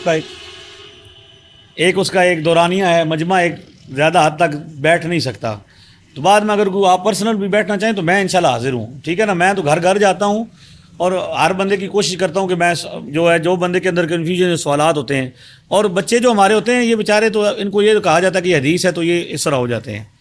منت کے حوالے سے جو اپنا مجاہد رسول صاحب نے فرمایا کہ وہ بچہ منت کے بارے میں پوچھنا چاہتا تھا, تو اس کو منت کہتے ہیں کہ بندہ کوئی کام کرے نیکی کا, یا سوچے تو وہ کہے کہ بھائی میں اگر یہ کام کروں گا, میرا یہ کام ہو گیا تو میں اللہ کی بارگاہ میں یہ کام کر دوں گا, ٹھیک ہے جی, کوئی نیکی کا کام کر دوں گا, کوئی کسی کو کھانا کھلا دوں گا, کسی کو کپڑے دے دوں گا وغیرہ وغیرہ, کوئی منت مان. اور وہ اس منت چیز کی منت مانی جا سکتی ہے جو کیا ہو پہلے سے اس کی عبادت نہ, مطلب کو کہے کہ میری منت پوری تو میں زور کی نماز پڑھوں گا یا رمضان کے روزے رکھوں گا تو یہ منت جائز ہے, کیونکہ وہ تو خود پہلے ڈائریکٹلی فرض ہے نا. تو ان چیزوں میں سے جو نفلی چیزیں ہیں ان میں سے بھائی کھانا کھلانا یا نفلی روزہ رکھنا یا نفلی عمرہ کرنا یا اس طرح کر کے کوئی معاملات ایسے رکھنا جو فرض شریعت نے پہلے نہ کیا ہو, تو یہ بالکل جائز ہے. حدیث شریف میں, بخاری میں, مسلم میں, ترمذی میں, ابن ماجہ میں, دیگر حدیث کی کتابوں میں سینکڑوں حدیثیں موجود ہیں. آپ جتنے حوالے کہیں گے میں آپ کو لکھ کے دوں گا کہ صحابی نے حضور سے آ کے پوچھا, صحابیہ نے حضور سے آ کے پوچھا, یا رسول اللہ میری ماں نے منت مانی تھی تو میں اس کو پورا کروں, ان کی اور وہ وصال فرما گئیں, دنیا سے چلی گئیں. تو حضور نے فرمایا کہ کیا تمہارے اگر ماں پر یا باپ پر قرض ہوتا, مفہوم یہ ہے, تو کیا تم اس کو قرض کو ادا کرتے؟ تو عرض کی یا رسول اللہ بالکل کرتے. تو فرمایا اس کی طرف سے کیا کرو, یہ ادا کرو. تو جہاں جہاں جس مقام پہ صحابہ کرام نے منت کا ذکر کیا تو منت شرعی ہونی چاہیے, یعنی شرعی کا مطلب یہ ہے کہ جو شریعت نے شرائط رکھی ہیں, حرام کام کی منت نہ مانے, جائز کام کی مانی جائے, اور کیا ہو وہ ایسی ہو جس سے مقصودی عبادت سمجھی جاتی ہو. اب کوئی بندہ یہ کہے کہ میں خدا نہ خواستہ میرا یہ کام ہو گیا, میں نے فلاں جو ہے وہ زنا کی جگہ پہ کرنا چاہتا ہوں, نعوذ باللہ, تو میں نے اس سے زنا کری تو میں یہ گناہ کی بھی منت ہے. تو جتنی شرائط رکھی گئی ہیں نا, شریعت نے رکھی ہیں, ان کے مطابق نظر ماننا, تو یہ نظر بھی بالکل جائز ہے کہ میرا اگر بیٹا پاس ہو گیا یا میں اگر پیپر میں کامیاب ہو گیا تو میں مزار شریف جو ہے یہاں پہ کون سا قریب ہے جی, ہاں جی, وہاں پہ میں کیا کروں گا, دیگ چڑھاؤں گا. تو وہ بھی یہی ہے کہ آپ نے کیا کرنا, اپنی نظر پوری کرنی ہے کہ میرا کام ہوا ہے. تو آپ نے وہاں پہ کیا کرنا ہے, جو لوگ موجود ہیں مسافر ہیں ان کو آپ نے کیا کرنا ہے, کھانا کھلا دینا ہے. تو نظر 100% جائز ہے, قرآن و سنت سے ثابت ہے. صحابہ کرام نے نظر مانی, حضور نے نظر پوری کرنے کا حکم دیا. تو آج بھی اس مزارات پر جو لوگ جمع ہوتے ہیں وہ کس لیے جمع ہوتے ہیں, نیکی کے لیے جمع ہوتے ہیں یا برائی کے لیے جمع ہوتے ہیں؟ جو لوگ جاتے ہیں خیر کا مقام ہے مزار یا شر کا مزار ہے؟ جی مزارات پر خیر کا کام تو کم ہو، ہاں نہیں وہ المیہ ہے. منت بھی تو مانی جا سکتی ہے، روزے کی منت بھی تو مانی میں اس طرف آتا ہوں جی، میں اس طرف آتا ہوں. یہ بات ہو رہی ہے جواز کی کہ بھئی یہ جائز ہے، آپ کر سکتے ہیں. لیکن اب جب جیسا کہ حضرت نے توجہ دلائی ہے کہ بھئی بعض مزارات پر خرافات ہو رہی ہیں اور ہم ان کے خلاف ہیں. ہمارے اعلیٰ حضرت نے باقاعدہ اس پر تصنیفی طور پر کام کیا ہے، فتاوی لکھے ہیں جس میں انہوں نے کہا کہ بھئی یہ بالکل یہ کام جو ہے ہمارا اہل سنت سے کوئی تعلق نہیں. یہ الگ ایک نظریے کے لوگ ہوتے ہیں، الگ فرقہ ہوتا ہے گمراہ جو ناچنا گانا اور یہ چیزیں حلال سمجھتا ہے. ہاں جی ہاں، ہمارے نزدیک یہ کیا ہیں؟ حلال بالکل نہیں ہے. ہم نے اس پر واضح ہمارا موقف موجود ہے. تو لہذا کوئی ایسا مزار ہو جہاں پہ کوئی مدرسہ بھی نہ ہو اور کوئی کار خیر کے کام نہ ہوتے ہوں اور پھر اسی طرح یہ بنگی چرسی وہاں جمع ہوں، تو اس میں اگر کسی نے منت مانی بھی ہو کہ میں مزار پہ دوں گا تو وہ مدرسے بھیج سکتا ہے دیگ اپنے. ٹھیک ہے، وہ کیا کرے؟ مدرسے بھیجے. تو لہذا یہ ایک الگ سوال ہے کہ آپ جب نظر مانیں گے تو آپ اس کام کی مانیں گے جس کی زیادہ ضرورت ہے. تو وہ مدارس ہوں گے یا مساکین ہوں گے. اگر ایک بندے کے پڑوس میں کوئی بندہ کوئی بھوکا بیٹھا ہے اور یا غریب بیٹھا ہے، اس کی بچی کی شادی ہونی ہے، تو وہ اس کے ساتھ تعاون کرے، تو وہ درجات جو قرب کے ہیں جو شریعت کے لحاظ سے بہتر ہیں وہ اختیار کی جائیں، لیکن منت بہرحال ماننا جائز ہے. ٹھیک ہے جی. رفع الیدین کے حوالے سے آخری بات یہ ہے، شاہ صاحب بعد میں مل کے بیٹھیں گے، اب وہ بندے بور ہو جائیں گے زیادہ، تو انشاءاللہ آپ بیٹھیں گے. آپ تو سید ہیں، آپ کے لیے ہم سارا دن بیٹھ رہے ہیں.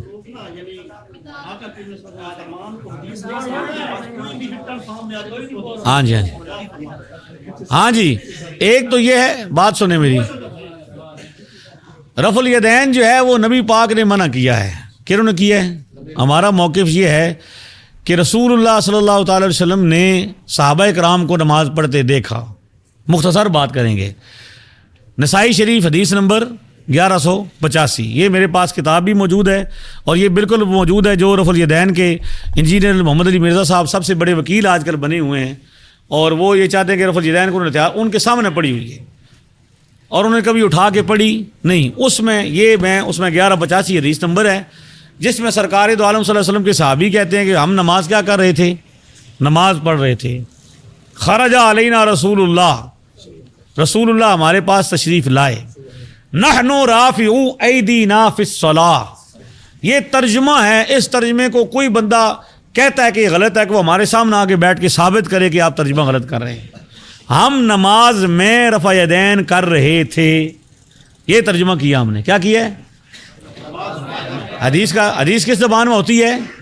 عربی زبان میں. نحنو معنی ہوتا ہے ہم، رافعو ایدینا رفع یدین فی الصلاۃ، فی کا معنی ہوتا ہے میں، صلاۃ کا معنی ہوتا ہے نماز. ہم نماز میں رفع یدین کر رہے تھے. صحابی کہتے ہیں ہم نماز میں کیا کر رہے تھے؟ سرکار تشریف لائے اور آپ نے آ کے ارشاد فرمایا ما بالہم رافعین ایدیہم فی الصلاۃ، یہ نماز میں رفع یدین کرنے والوں کو کیا ہو گیا ہے؟ کأنہا اذناب الخیل الشمس اسکنوا فی الصلاۃ، ان کے ہاتھ نماز میں ایسے اٹھ رہے ہیں جیسے شریر گھوڑوں کی دمیں ہوتی ہوں. اسکنوا فی الصلاۃ، نماز میں سکون اختیار کرو. حضور نے صحابہ کو رفع یدین کرتے دیکھ کر نماز میں سکون اختیار کرنے کا حکم دیا. اس سے یہ پتہ چلتا ہے کہ صحابہ کرام رضوان اللہ تعالی اجمعین پہلے رفع یدین کرتے تھے. اس لیے جو حدیثیں جو روایتیں بتائی جاتی ہیں وہ ساری کی ساری صحابہ کرام کے اقوال ہیں. کن کے ہیں؟ وہ ایک لیٹر پیڈ پر لکھے ہوں، ایک پوسٹ بنی ہوئی ہو، وہ کہے کہ 100 ہے، کوئی کہے کہ 200 ہے، کوئی کہے کہ 300 ہے. وہ ساری کی ساری صحابہ کرام کے اقوال ہیں. کن کے قول ہیں؟ اور جو میں آپ کو بتا رہا ہوں وہ نبی پاک کا قول ہے. جو میں نے آپ کو بتایا وہ کس کا قول ہے؟ تو لہذا نبی پاک کا قول ایک طرف ہو اور دوسری طرف کسی غیر ہاں جی اور حکم ہے حضور کا، اور دوسری طرف کسی اور کا ہو، تو ہمارے لیے کیا حجت ہے کہ ہم آقا و مولا صلی اللہ علیہ وسلم کے فرمان پر عمل کریں. لہذا حضور علیہ السلام نے منع فرما دیا. اس پر جتنے اعتراض ہوتے تھے الحمدللہ ہم نے سب کا جواب دے دیا کہ بھائی جی گھوڑا، انہوں نے کہا جی گھوڑا ایسے ایسے ہلاتا ہے، تو ہم نے دکھایا کہ وہ ایسے ایسے جو کرتا ہے وہ دکھایا ویڈیو کے اندر. اور بٹھانے کی بھی فرمائش کی کہ اگر آپ اس پر بیٹھنا بھی چاہتے ہیں काबिल तो आप इसके हैं कि आपको गधे पर बिठाया जाए, लेकिन हम आपको घोड़े पे बिठाएंगे, उस घोड़े पर जो ऐसे ऐसे हिलाता है। क्योंकि नबी पाक ने आम तरीके से हिलाने वाले के बारे नहीं, नॉर्मली उसकी पोजीशन नहीं जिक्र की घोड़े की, बल्कि सरकश घोड़ा। कौन सा? मस्ती करने वाला घोड़ा। तो भाई जो घोड़े रखते हैं, जो घोड़ों पर बैठते हैं, जो घोड़ों के साथ मानूस हैं, सहाबा किराम चूँकि घोड़ों के साथ बहुत ज़्यादा करीब रहते थे, जहाद करते थे, तो घोड़े पालते भी थे और घोड़े की सारी हरकत व सकनात उनको। तो नबी पाक जब नमाज के बारे में ज़्यादातर समझाते थे मसला, तो क्या करते थे, किसी जानवर की मिसाल देते थे। जैसे फरमाया कि कोई बंदा नमाज में ऐसे न बैठे जैसे कुत्ता बैठता है सजदा, तो जिसने कुत्ता बैठा नहीं देखा वो कैसे बचेगा, उसे कैसे समझ आएगी? वो तो ये कहेगा हैं सजदे को कुत्ते के साथ मिला दिया। उसे कहा जाएगा बेटा ये मिलाया नहीं जा रहा, तशबीह नहीं है, ये तमसील है, मिलाया नहीं जा रहा, मिसाल दे के समझाया जा रहा है कि जैसा ऐसे होता है वैसा ना करना। कोई बंदा ऊँट की तरह नमाज में सजदे में न जाए, तो इसका क्या मतलब है? जिसने कभी ऊँट को बैठते नहीं देखा तो वो कैसे पता चलेगा उसको कि ऊँट कैसे बैठता है? तो लिहाजा सहाबा किराम जो कि घोड़ों के साथ रहते थे, तो उन्हें पता था कि जब घोड़ा मस्ती में होता है तो ऊपर से नीचे करता है। तो लिहाजा हुजूर ने फरमाया कि ये सर न करो, तो हुजूर ने मना कर दिया। अब आगे कहा उन्होंने कि ये 1186 में भी पढ़ें जी, मुस्लिम में हदीस है जी, उसमें ये है कि वो सलाम के वक्त है, तो सलाम वाली रिवायत अलग है, हमने वो साबित कर दिया। हमारी वीडियोज़ मौजूद हैं, हमारे उस पर सारे बयानात मौजूद हैं कि सलाम वाली अलग है और ये वाली अलग है। इसका वाक़या भी अलग है, सनद भी अलग है, रावी भी अलग हैं और सारा का सारा मजमून भी अलग है। और हमने चैलेंज दिया हुआ है कि जो बंदा ये कहता है कि रफ़ा यदैन करना चाहिए, तो वो एक हदीस लेकर आए, नबी पाक का फरमान, नबी पाक का कौल, जिसमें काल रसूलुल्लाह हो, क्या हो? काला हो, लफ्ज़ नबी पाक के लिए क्या हो? सहाबा किराम नमाज पढ़ रहे हों और नमाज पढ़ते हुए हुजूर ने क्या फरमाया हो? इरफ़ऊ ऐदियकुम, तुम अपने हाथों को नमाज में क्या करो? उठाओ, रफ़ा यदैन करो। बल्कि बुखारी मुस्लिम में तो वो हदीसें मौजूद हैं जहाँ पे सहाबी एक आए और उन्होंने नमाज पढ़ी, हुजूर ने फरमाया तूने नमाज नहीं पढ़ी, दोबारा पढ़। 3 बार उस बंदे ने नमाज पढ़ी और हुजूर ने फरमाया नहीं पढ़ी, दोबारा पढ़। उसके बाद हुजूर ने नमाज सिखाई। क्या सिखाई? और नमाज सिखाने पर रुकू में जाने का भी जिक्र किया, रुकू से उठने का भी जिक्र किया, सजदे में जाने का भी जिक्र किया, लेकिन हुजूर ने वहाँ पर रफ़ा यदैन का जिक्र। अगर रफ़ा यदैन इतना ज़रूरी था, जिस तरह ये कहते हैं कि फ़र्ज़ हो गया है, जो नहीं करता वो सुन्नत का दुश्मन है, तो हमें बताया जाए कि हुजूर ने जब सिखाया तो सिखाया क्यों नहीं? कितनी सारी रिवायतें मौजूद हैं, रुकू करो, सजदा करो, कौली हदीसें मौजूद है ना, किरात करो, ठीक है जी, सलाम, सारा कुछ कहा गया, लेकिन ये नहीं फरमाया कि नमाज में रफ़ा यदैन करो। एक हदीस बस, क्या कहना है? नबी पाक का फरमान सही, हाँ जी, ले आए आप। क्या करें? नबी पाक का फरमान काला के लफ्ज़ से हो, आप क्या करें? ले के आएँ, हम आपके साथ रफ़ा यदैन करेंगे। मैं मुज़फ़्फ़रगढ़ आऊँगा और आके यहाँ पे ऐलान करूँगा कि मुज़फ़्फ़रगढ़ में किसी बंदे को काला रसूलुल्लाह से हदीस हुजूर की मिल गई है जिसमें हुजूर ने रफ़ा यदैन का हुक्म दिया, तो मैं आज ऐलान करता हूँ कि मैं भी आज से क्या करूँगा। और अगर न मिले तो फिर रिवर्स हो जाएं, जो पहले पढ़ रहे थे वही पढ़ते रहें। आखिरी बात यह है कि मैं दुनिया से यह भी कहता हूँ, जिन बच्चों को मैं समझाता हूँ, आप रफ़ा यदैन पहले नहीं करते थे, फिर किसी ने आपको वर्गलाया कि हदीस है तो आपने शुरू कर दिया। अब मैंने आपको हदीस दिखाई है, अब आप छोड़ दें। क्या करें? जैसे पहले पढ़ते थे वैसे ही। अगर क़यामत वाले दिन नबी पाक ने फरमाया ना आपको, बे बच्चे तू मेरी सुन्नत छोड़ता रहा, तू मेरा नाम लेने ना कि इस मौलवी ने मुझे मना किया था, मैं हुजूर की बारगाह में पेश हो जाऊँ, इससे ज़्यादा मैं क्या कर सकता हूँ? ठीक है, हाँ जी, जज़ाकुमुल्लाह ताला खैर जी। हाँ जी, ये आखिर में है, हाँ ये किताब है, ये सारे मसले एक जगह पे, एक दीन, सारा दीन एक मसले में, एक मजलिस में तो नहीं ना हो सकता। तो नमाज के जितने मसाइल हैं जिन पर कहा जाता है कि हदीस नहीं है, और हदीस भी सिर्फ क्या कहा जाता है कि बुखारी मुस्लिम सियासता से हो, तो हमने एक किताब में ये सारी चीज़ें जमा की हैं। 63 हदीस हैं नबी पाक की, कितनी?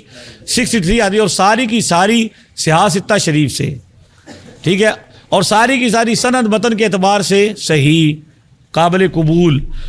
तो आप इस किताब को हासिल करेंगे, जहाँ पे आपको कोई बंदा नई नमाज पढ़ता नज़र आएगा आप उसको दिखाएंगे, इंशाल्लाह उसकी नमाज क्या हो जाएगी। तो ये किताब भी आपने लेके जानी है।